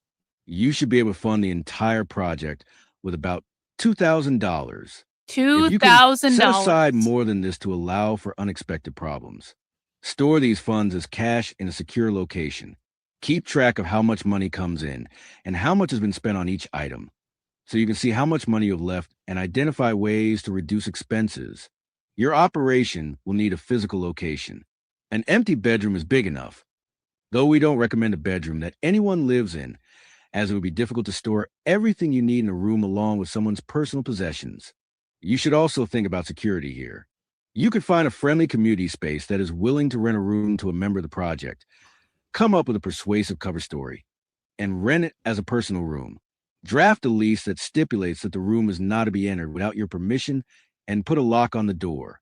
This both protects you and those you are renting from. In the event of trouble, they will have a lease to provide legal cover, confirming that as landlords, they are not responsible for what their tenants do. You could use CryptPad to create a spreadsheet to keep track of your finances. This includes managing your money and keeping track of prepaid cards, where they are, how much is on them, what they've been used for so far, and the billing information attached to them. For example, if a website requires you to put in a billing address of the card, make sure you note which billing address has been used for which cards. This way, you won't have the card get rejected due to using contradictory information. First steps. 1. Purchase and test estradiol. Cost $800. So $300. Here is where we get into the explicit instructions on how to make your own DIY transing hormones. So I want to be very clear. No one should be doing this. I am not covering this to give people instructions on how to do this. I am covering this to show people what the queer Marxist far left is doing, so that people understand explicitly that they are giving out instructions for free all over the internet about how to produce significant quantities of DIY hormones. No one should be doing this. No one should be using these instructions to make anything. No one should be following the instructions given. We disavow all of this. This is so people understand what is going on in this community. Cost $800. $300 for estradiol, $500 for the test. Raw estradiol can be purchased directly from manufacturers listed on the estradiol PubChem page. The prices they quote are prohibitively expensive, and many manufacturers will only ship to businesses or research institutions. I can't imagine why. That may not be an insurmountable hurdle. It might suffice to find a friend with an edu email address and an address to receive packages.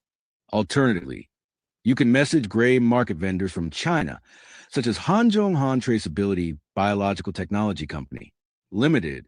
To find more vendors, try searching estradiol suppliers China on DuckDuckGo. They usually sell bulk amount of estradiol. However, the quality may be lower as a result. When communicating with a vendor, only email them from your secure email account. See if you can pay via money order. If you can, purchase a money order with cash and mail it to them. If that is not an option, use cash to purchase a prepaid debit card from Walmart or another big box store. Thanks, You Master might be Shake. able to pay with Bitcoin, but make sure that the Bitcoin itself was purchased in a manner that can't be traced, e.g. with cash. Oh, that's brand new. Purchase Thank you, 100 Master grams Shake. of pure estradiol, CAS number 50-28-2. Have it shipped to you using one of the methods outlined above. If you use a prepaid debit card, make note of it in your spreadsheet. If you bought your estradiol from a gray market supplier, you will need to test it when it arrives. Go to toxassociates.com. Order a comprehensive drug analysis. Tell them you want a quantitative analysis of estradiol and a test for heavy metals. Pay for the test with money order purchased with cash and await your results. If the test doesn't come back clean, e.g., they sold you a bunch of baking soda, go back and start over. If you can go in on this step with other groups like yours, you could save a lot of money. Assuming multiple chapters place an order of estradiol together, you'll only need a single test for everyone. You're looking for the results to say greater than 99% estradiol and no heavy metals or anything else detected. Ours was 97%. We would love to know what the other 3% is, but after extensive research, it appeared that we need thousands of dollars in corporate or academic credentials to find out. If you know of another way to identify impurities in a sample, please contact us. Purchase the materials. 1. Purchase 6 gallons of 95% alcohol. Cost $650. You can buy alcohol in bulk online from laballey.com and organicalcohol.com. Lab Alley often offers good sales. Depending on the vendor, alcohol may be referred to as ethanol. Ethanol is the name for the kind of alcohol that you can drink. You can also use isopropyl alcohol, which is much cheaper but not for internal consumption, as it causes organ damage and blindness. We went with ethanol because we wanted to stick as close to the patent as possible. The patent mentions that you can use isopropyl alcohol, but they imply that ethanol is preferred. If you order from Lab Alley, bear in mind that they will automatically cancel any order that has a different shipping and billing address. To get around this, have a friend buy alcohol from them legitimately, paying with their own card and shipping it to their legal name. You will need to have alcohol shipped to someone older than 21, and they must sign for the package when it arrives. You could also get around this step by buying Everclear from liquor stores. This has the advantage of being faster and available in return for cash, but it's also much more expensive. We calculated that it would be roughly 3 times more expensive to use Everclear. Alcohol is extremely flammable. 6 gallons of it should be considered a major hazard. Do not open the container it comes in until you're ready to make a batch. Store the alcohol far away from any fire hazards. Never smoke while working with alcohol. Make sure there are no open flames anywhere nearby. 2. Purchase 2 gallons of propylene glycol USP. Cost $150. Propylene glycol is a very common chemical. You can obtain it via a number of websites, including the aforementioned Lab Alley. Wherever you get it, make sure that it's pure propylene glycol, not propylene glycol mixed with something else. USP, United States Pharmacopoeia, refers to the standard purity for chemicals. All chemicals should be sold to you as USP. If you can afford it, you should send all of your reagents off for testing in addition to the estradiol. 3. Purchase 2 liters of diethylene glycol monoethyl ether USP. Cost $200. Follow the same steps as for propylene glycol to obtain diethylene glycol monoethyl ether. We cannot find other vendors for diethylene glycol monoethyl ether besides laballey.com. 4. Purchase a large wide mouth glass container for mixing. Cost $30. Throughout the manufacturing process, we use glass because it's non-reactive. Realistically, it's hard to find wide mouth glass containers larger than 2 or 2.5 gallons.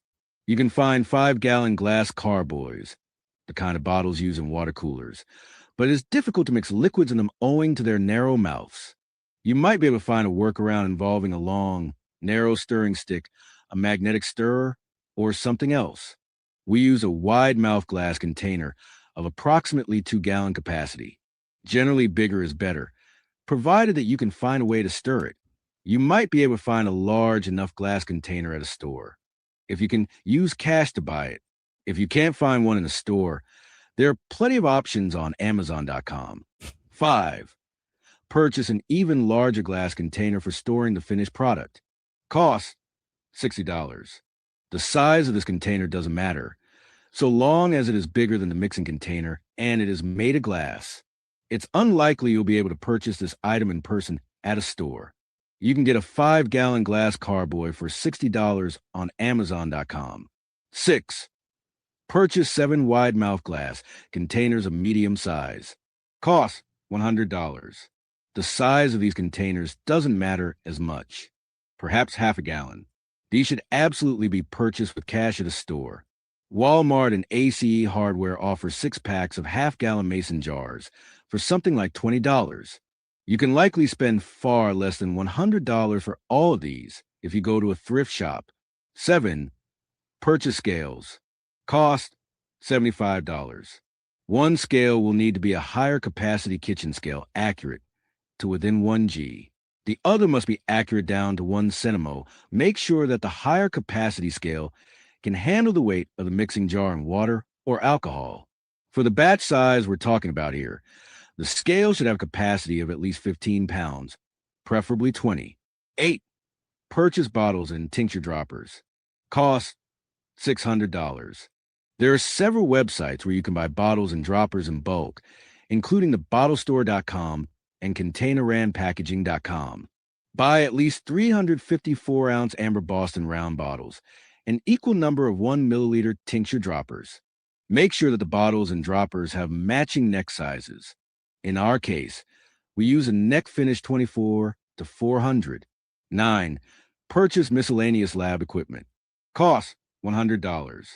For this step, we're mostly thinking about gloves, goggles, a table if you need one, and any other small items. 10. Buy water. Cost $20. Buy 4 gallons of distilled water from any grocery store. It must be distilled water, not spring water, purified water, or anything else. Make a batch. Overview. The basics of making transdermal estrogen are as follows. Measure out all of the raw materials by mass. Add them to a mixing container. Mix vigorously. Pour into a larger container. No and bottle way, it from you there. did really? To That's bottle it, funny. just pour the mixture out of the large carboy into a smaller wide mouth container. Then scoop it out and pour it into bottles. The point of using the carboy is to enable one team to continue to make 2-gallon batches while another team bottles. Based on our Remember, guys, so I know we're getting into the weeds with these instructions. I'm kind of just letting them play, but I just want people to remember, they're not talking about making one small batch of estrogen that they're going to use themselves. They're talking about getting a team of people together to do large-scale production of DIY transing hormones that they're then going to distribute in their community. That's what we're talking about here. This is not just for one person that's going to like fuck themselves up with this. They are doing large scale production for distribution with a team of people. Deets, thank you so much for the super chat. Yeah, this isn't creepy or dystopian. And I told you queer Marxism is the most dystopian thing on the internet and in the real world too, actually. I learned a new word, neo-labia. You're welcome. As a labia enthusiast, I will not be searching that term. It just means when the trans people cut their dicks off, they use the former dick to form a new labia, neolabia. So the neolabia is basically the result of the trans surgery where they cut their dick off and then they invert it, and then they use the skin of the dick or the balls or like whatever to form the neolabia. You're welcome. If I have to know that, so do you. Based on our experience, the bottleneck in this process, ironically, is bottling, because we bottle by hand. That part took much longer than preparing the batch itself. Using the carboy is a way to speed up the process. Otherwise, the team making each batch will have to stop and wait until all of the transdermal estrogen has been bottled before they can start making the next batch. You'll be making about 5 batches of 2 gallons each. The process is actually pretty straightforward. It just takes a while to bottle. You should set aside about 4 hours for the whole process. Keep in mind that this will likely be messy, involving alcohol spilling over your work environment. You should pick a place where that won't be an issue and clean up as you go.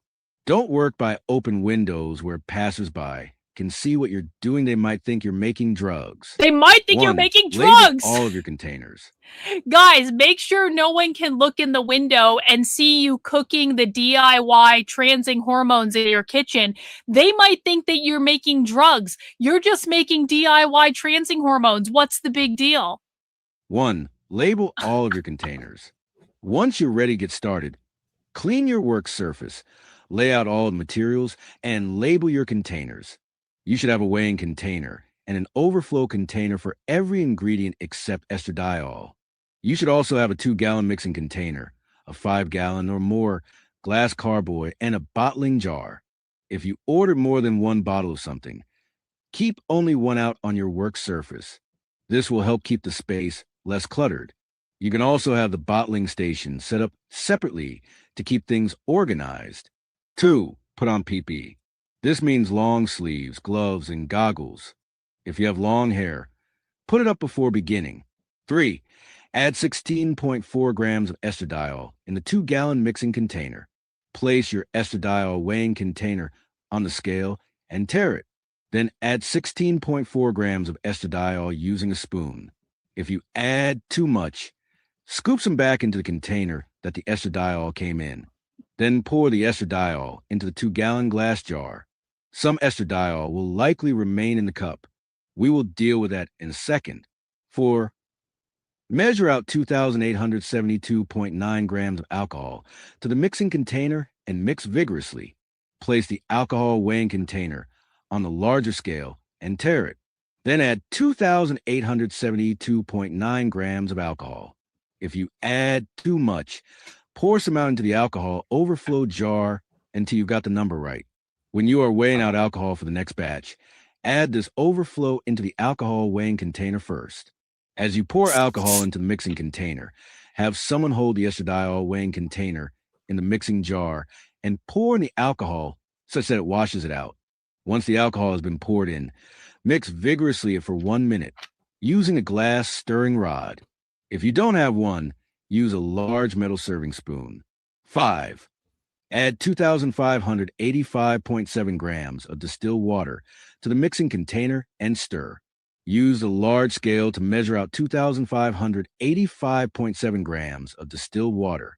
Use the water overflow jar to pour out any overflow.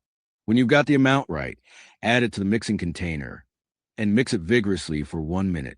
6. Add 1,026.6 grams of propylene glycol and stir. Follow these steps for propylene glycol PG. PG overflow goes into the PG overflow jar. Add it to the next batch. If you want to be especially precise, make sure to weigh the weighing container after you poured the propylene glycol into the mixing container, so you can tell exactly how much remains in the container. Write this amount down and add slightly more than that amount to the PG weighing container. Add this to the mixing jar. Then check the weight to see how much actually ended up in the mixing jar. Repeat until you're satisfied that you're close enough. You're close enough. Once you are done adding Good PG, enough, guys, with the mix DIY vigorously trans for 1 hormones. minute. 7. Add 342.2 grams of diethylene glycol monoethyl ether and stir. Follow the same procedure for diethylene glycol monoethyl ether and mix vigorously for 1 minute. 8. Pour the mixing container into the carboy. begin bottling. Start the next batch. When you have finished steps 1 to 7, you have completed a 2-gallon batch. Using a large clean funnel, pour all the contents of the mixing container into the glass carboy. The bottling team can then pour the transdermal estrogen out of the carboy and into another wide mouth container. From there, they can scoop out the transdermal estrogen using a 1/2 or 3/4 measuring cup and a funnel to pour it into bottles. Leave a little room at the top when you fill the bottles. This is exactly my point. You want to know why all the queer Marxists are actually insane? It's not just that they're fucking around with hormones. It's that they're making their own fucking hormones in a kitchen that has no regulation. And they're saying, this is probably good enough, guys, and it's probably not illegal what we're doing. And then they're distributing it to people in their community. They are doing this to themselves. This is not just about hormones. This is about specific DIY shit.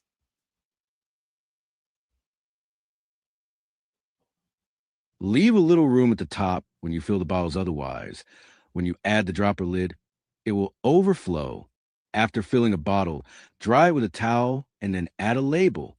Store the bottle in whatever box or container you're keeping the transdermal estrogen in before distributing it. While one group of people is bottling, another group should repeat steps 1 to 7. Continue to do so until you no longer have enough raw materials to make another batch.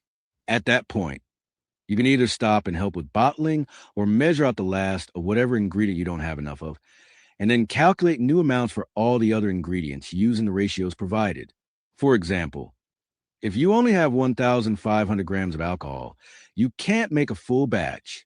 But since you know that alcohol is 42% of the batch by weight, you can work out what the total weight of the last, smaller, batch should be and make one more batch before you reorder supplies. 9. Clean up your workspace. When you're done, clean up your work area.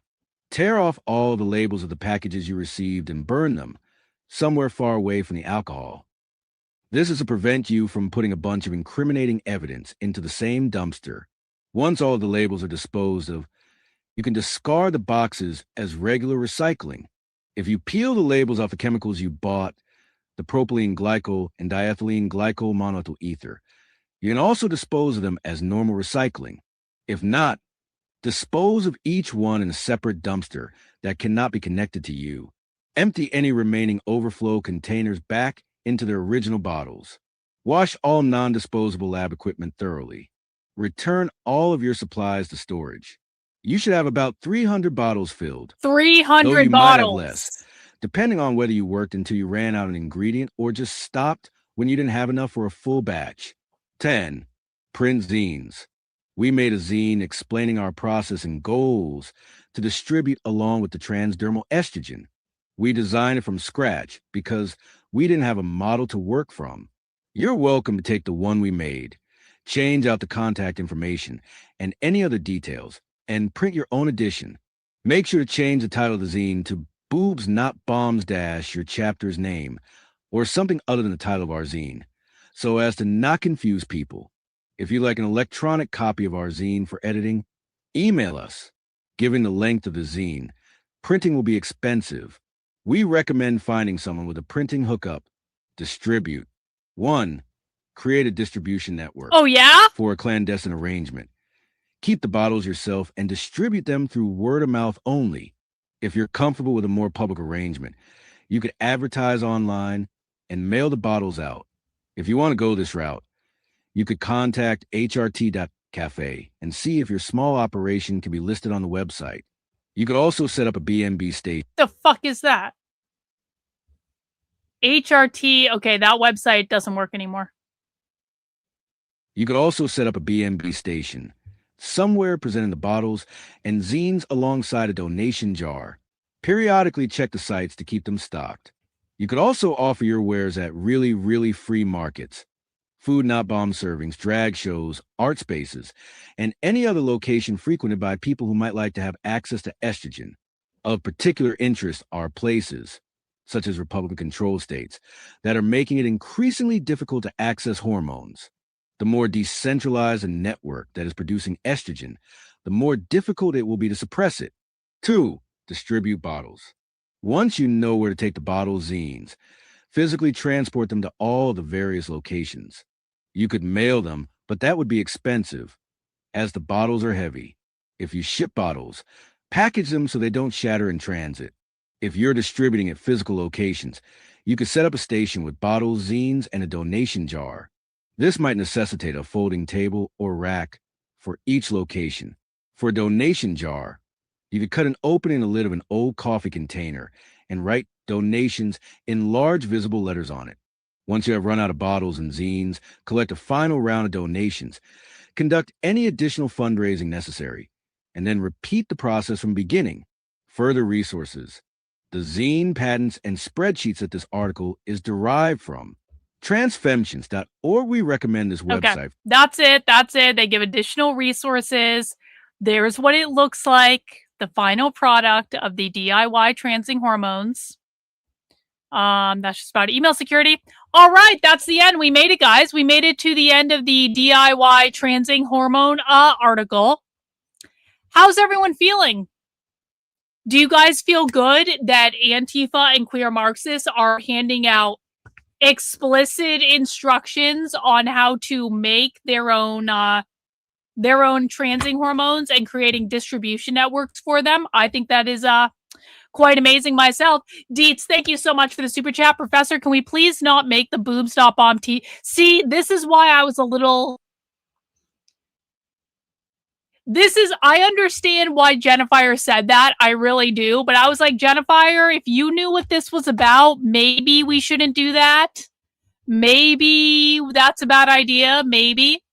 Well, guys, guess what? Master Shake found something else for us to look at.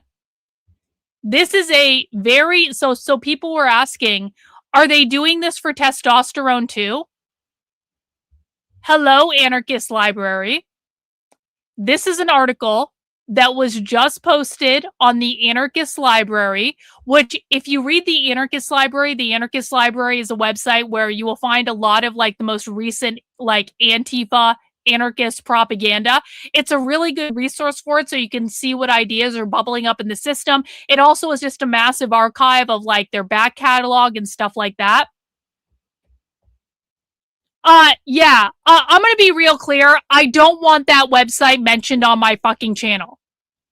I know you mean well. I do not want that website mentioned on my channel. I'm saying this because you've done it twice in the chat now. I do not want that website. No one should be going on that website. That website is one of the most toxic fucking places on the internet. I do not want that promoted in any way, shape, or form in relation to me. That website has defamed me massively. Do not go on that website. And furthermore, I wouldn't even believe anything I read on that website because I know directly how much they've lied about me.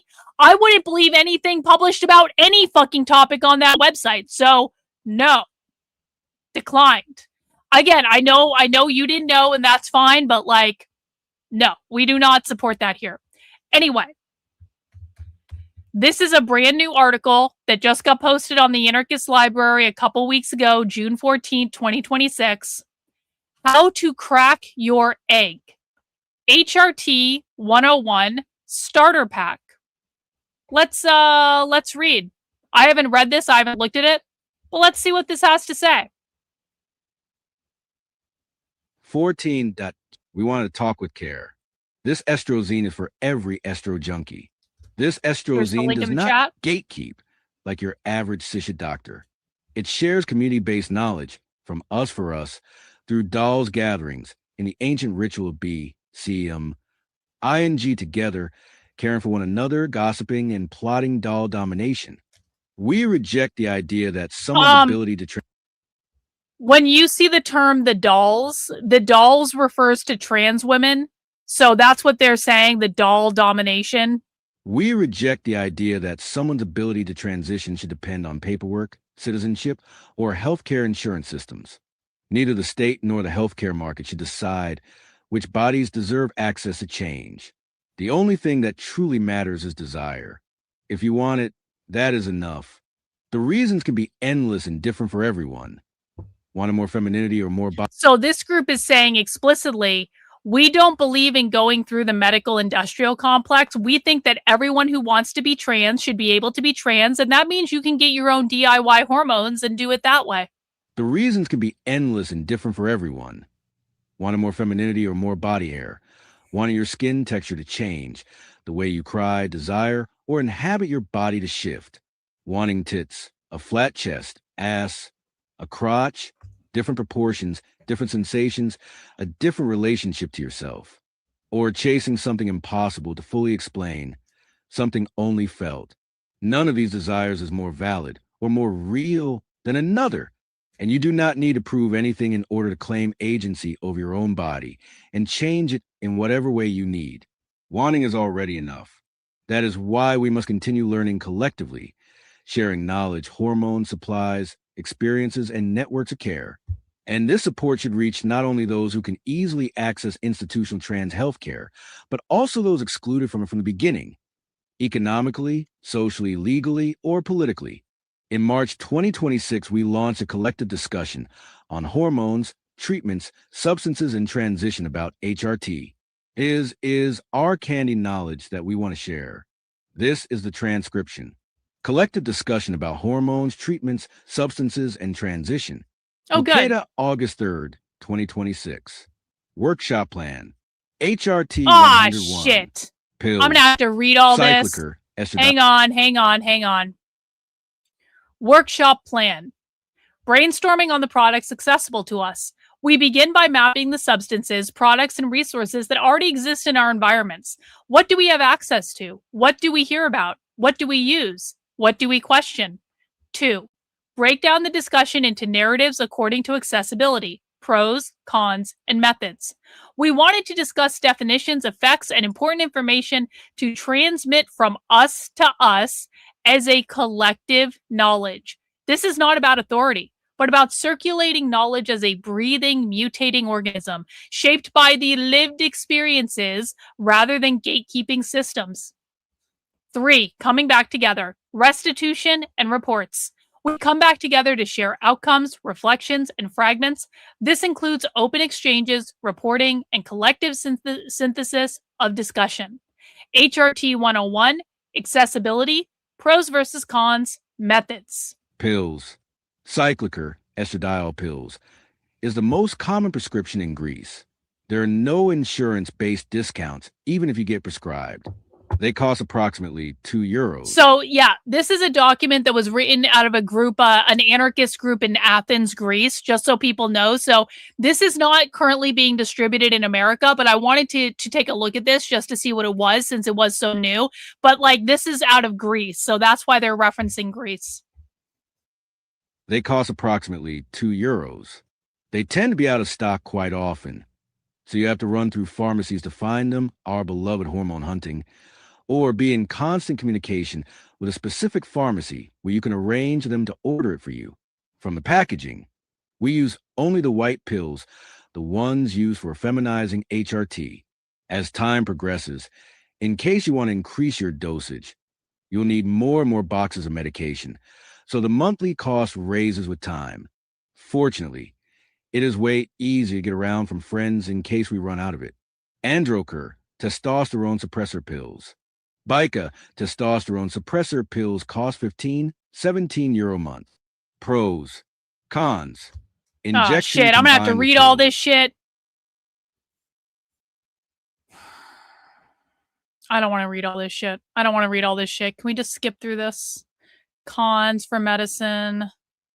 I'm already losing my voice for some reason. I don't want to read all this shit. They're doing pros and cons of all the different types of hormones. Okay, let's just skip down. There's a widespread assumption that receiving hormones through prescription guarantees safety, expertise, and reliable oversight. In reality, this idea often serves more as reassurance than medical truth. The biology of trans people remains significantly under-researched, and many medical professionals have limited familiarity even with existing studies.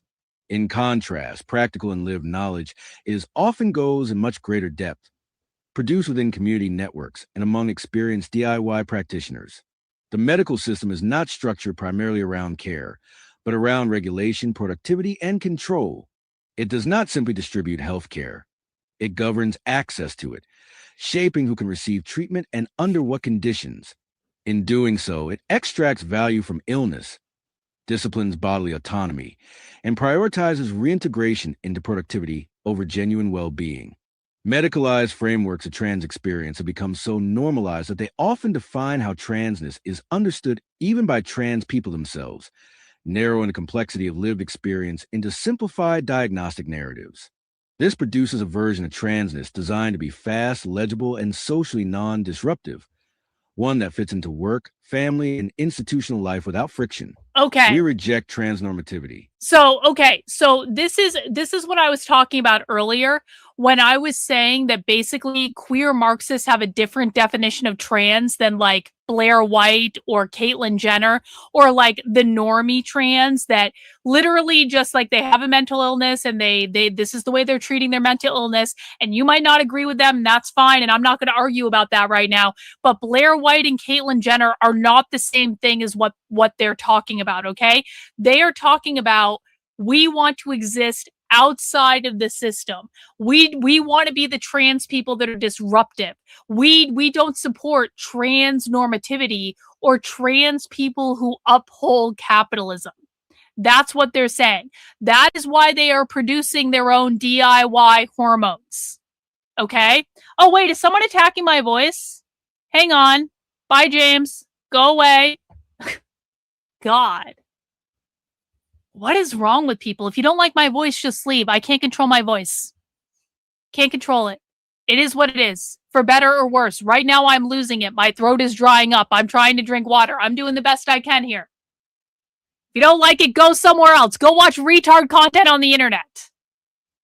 But for people who are staying, this produces a version of transness designed to be fast, legible, and socially non-disruptive. They're saying that when you follow the medical industrial complex and you get your trans hormones from the capitalist system, you are embracing trans normativity or upholding the cultural norms of capitalism. We don't want to do that. We want to be disruptive.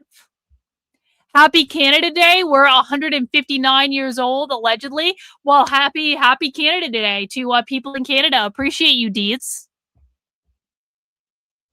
Let's back up a little bit. We reject medicalized frameworks of trans experience have become so normalized that they often define how transness is understood even by trans people themselves, narrowing the complexity of lived experience into simplified diagnostic narratives. This produces a version of transness designed to be fast, legible, and socially non-disruptive, one that fits into work, family, and institutional life without friction. We reject transnormativity. Placing trans healthcare entirely within medical systems has therefore not only limited access, but also created structural divisions between who is considered legitimate or properly trans and who is not. It also exposes trans healthcare to political control, where access can be restricted, withdrawn, or redistributed according to state and institutional priorities, rather than community need. It's also shaped by colonial and capitalist frameworks prioritizing white trans binary women. You don't say. You don't say. Placing trans healthcare entirely within the medical systems has therefore not only limited access, but created structural divisions between who is considered legitimate or properly trans and who is not. It's also shaped by colonial and capitalist frameworks prioritizing white, that means capitalist, trans binary women. That means upholding the gender binary. These people are anti-capitalist and they reject the gender binary. Does everyone understand? Does everyone understand the difference between Blair White and Caitlyn Jenner and the queer Marxists that we're talking about? Okay? Blair White and Caitlyn Jenner uphold capitalism. They uphold the gender binary. You might not like that they're trans, but they uphold the systems and the cultural norms that we want to maintain. And so therefore my beef isn't with them. My beef is with the queers who want to undermine our entire system, get rid of all gender, and abolish the nuclear family. That is what we're talking about. These are different groups. Let's listen again. It's also shaped by placing trans healthcare entirely within medical systems has therefore not only limited Yeah, this access, is Antifa. but also created structural divisions between who is considered legitimate or properly trans and who is not. It also exposes trans healthcare to political control, where access can be restricted, withdrawn, or redistributed according to state and institutional priorities, rather than community need. It's also shaped by colonial and capitalist frameworks prioritizing white trans binary women. In this sense, relying solely on institutional medicine can function not as protection, but as vulnerability, while community-based knowledge continues to operate as an alternative archive of care, survival, and collective knowledge. Resources and materials on HRT. Transition has no... Okay. Got a lot of resources here. Hang on. Lots of things we can go see. Disclaimer. Disclaimer. This is not medical advice. We are aware that self-medication presents risks. Oh, yeah? This zine was created outside institutional medicine and should not replace personal research or informed decision-making. Learn about the risks involved and make choices for your body carefully and autonomously. Candy Shop cannot take responsibility for side effects or outcomes connected to the use of this material. According to current knowledge, 1, 2, 3, hormone injections aiming for high estradiol levels, approximately 300, 500 pg/ml, may be associated with increased risks of thromboembolic and cardiovascular events. Okay, then they're going to go through a whole bunch of references. This zine is open to redistribution, translation, and collective editing. Share it widely, adapt it to your context, and help it circulate. If physical copies are sold, we encourage funds to go toward mutual aid, though keeping it free is always preferred. We reject the logic of copyright. We reject And do copyright. not believe in ownership over knowledge, text, or care. This work belongs to everyone, and no one can... See, this is true with the vast majority of Antifa publications. They completely reject copyright because copyright is a form of private property ownership. Intellectual property is considered private bourgeois property. That's a form of capitalism. So it's really helpful for us because I can read and publish this shit however much I want because they explicitly reject copyright. So... Candy Shop is a trans feminist mutual aid collective based in Athens. You don't say. That centers harm reduction around the practices of DIY transition and aims for collective transmutation. Built by dolls, estro junkies, runaways, and gender outlaws, it creates space for exploring a safer transition. Shared resources, hormones, knowledge, and practices outside institutional control and gatekeeping. It is a community space for trans evolution, collective care, and becoming together. What do we want? To take space, to share knowledge to make transition safer, wilder, and self-determined, to build a world where transness is not controlled, but experienced fully, collectively, and in our own terms. Autonomy, accessibility, continuity, mutation forever. I'll take you to the candy shop. I'll take you to the candy shop. All right. Well, I think that is been an interesting jaunt into the world of DIY transing hormones. I hope you guys appreciated the introduction to the topic that you probably didn't know you needed to know about because no one else on the right has really been reporting about this. Certainly not Andy. Wasn't Andy No supposed to be the expert in so-called Trantifa? Yet he's never told his audience that Trantifa, as he calls it, which is not a proper term, but I'm mocking him with it. Why has Andy No never told his audience that the Trantifa that he's supposedly an expert in is DIYing their own hormones? Why hasn't anyone heard about this before I started talking about it after getting their fucking materials at their events? Just saying. Just saying. Guys, we are gonna do the other article about gays, crazies, and motherfuckers another day, maybe even tomorrow. But right now, It is really effing hot in my office. It's really effing hot. And I want to go sit in the air-conditioned parts of my house. And so I'm going to call the stream there. We had a great stream. It was super productive. We got through a couple of documents. I hope you guys enjoyed that insight into queer Marxism, the most dystopian culture on the far left by far. And again, those are the people I was around all weekend. So you're welcome for that. And I've still got a lot more to release from Chicago. I also may be going somewhere else this weekend. Just as a programming note, I might. I don't know for 100% yet, but I'm like 60% sure that I might be going somewhere else, perhaps on Friday, for perhaps the weekend, into next week a little bit, maybe. I don't know yet. So I will be here tomorrow, though.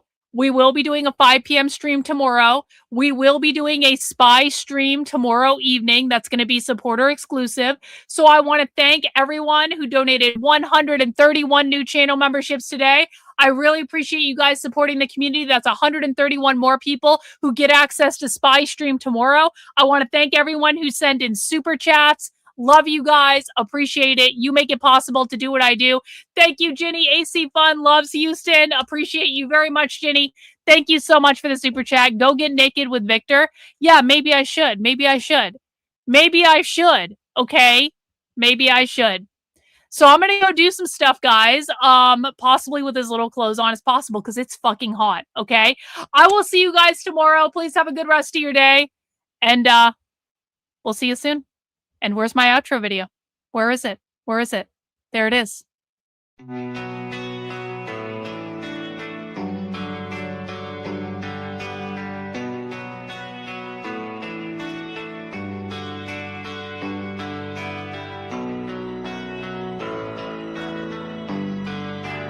How are you feeling? How long have you been here?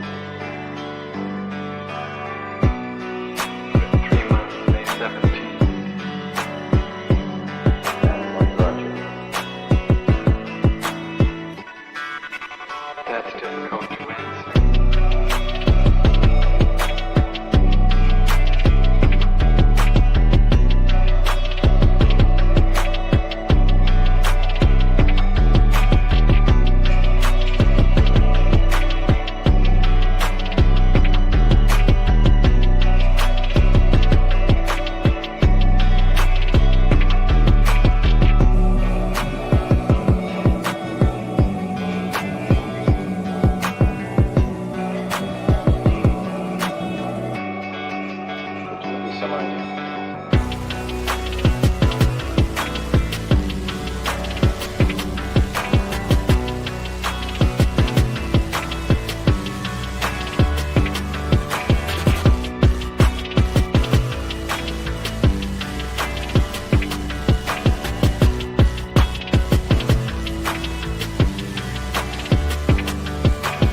I am not completely like other people. What do you mean by that?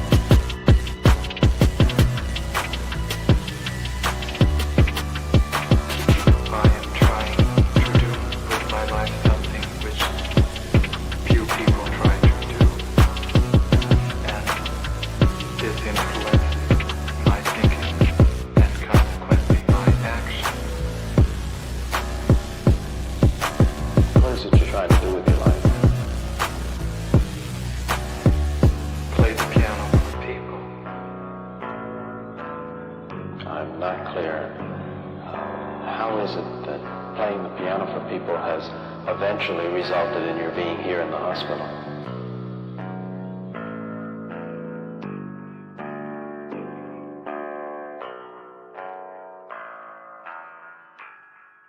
That's difficult to answer.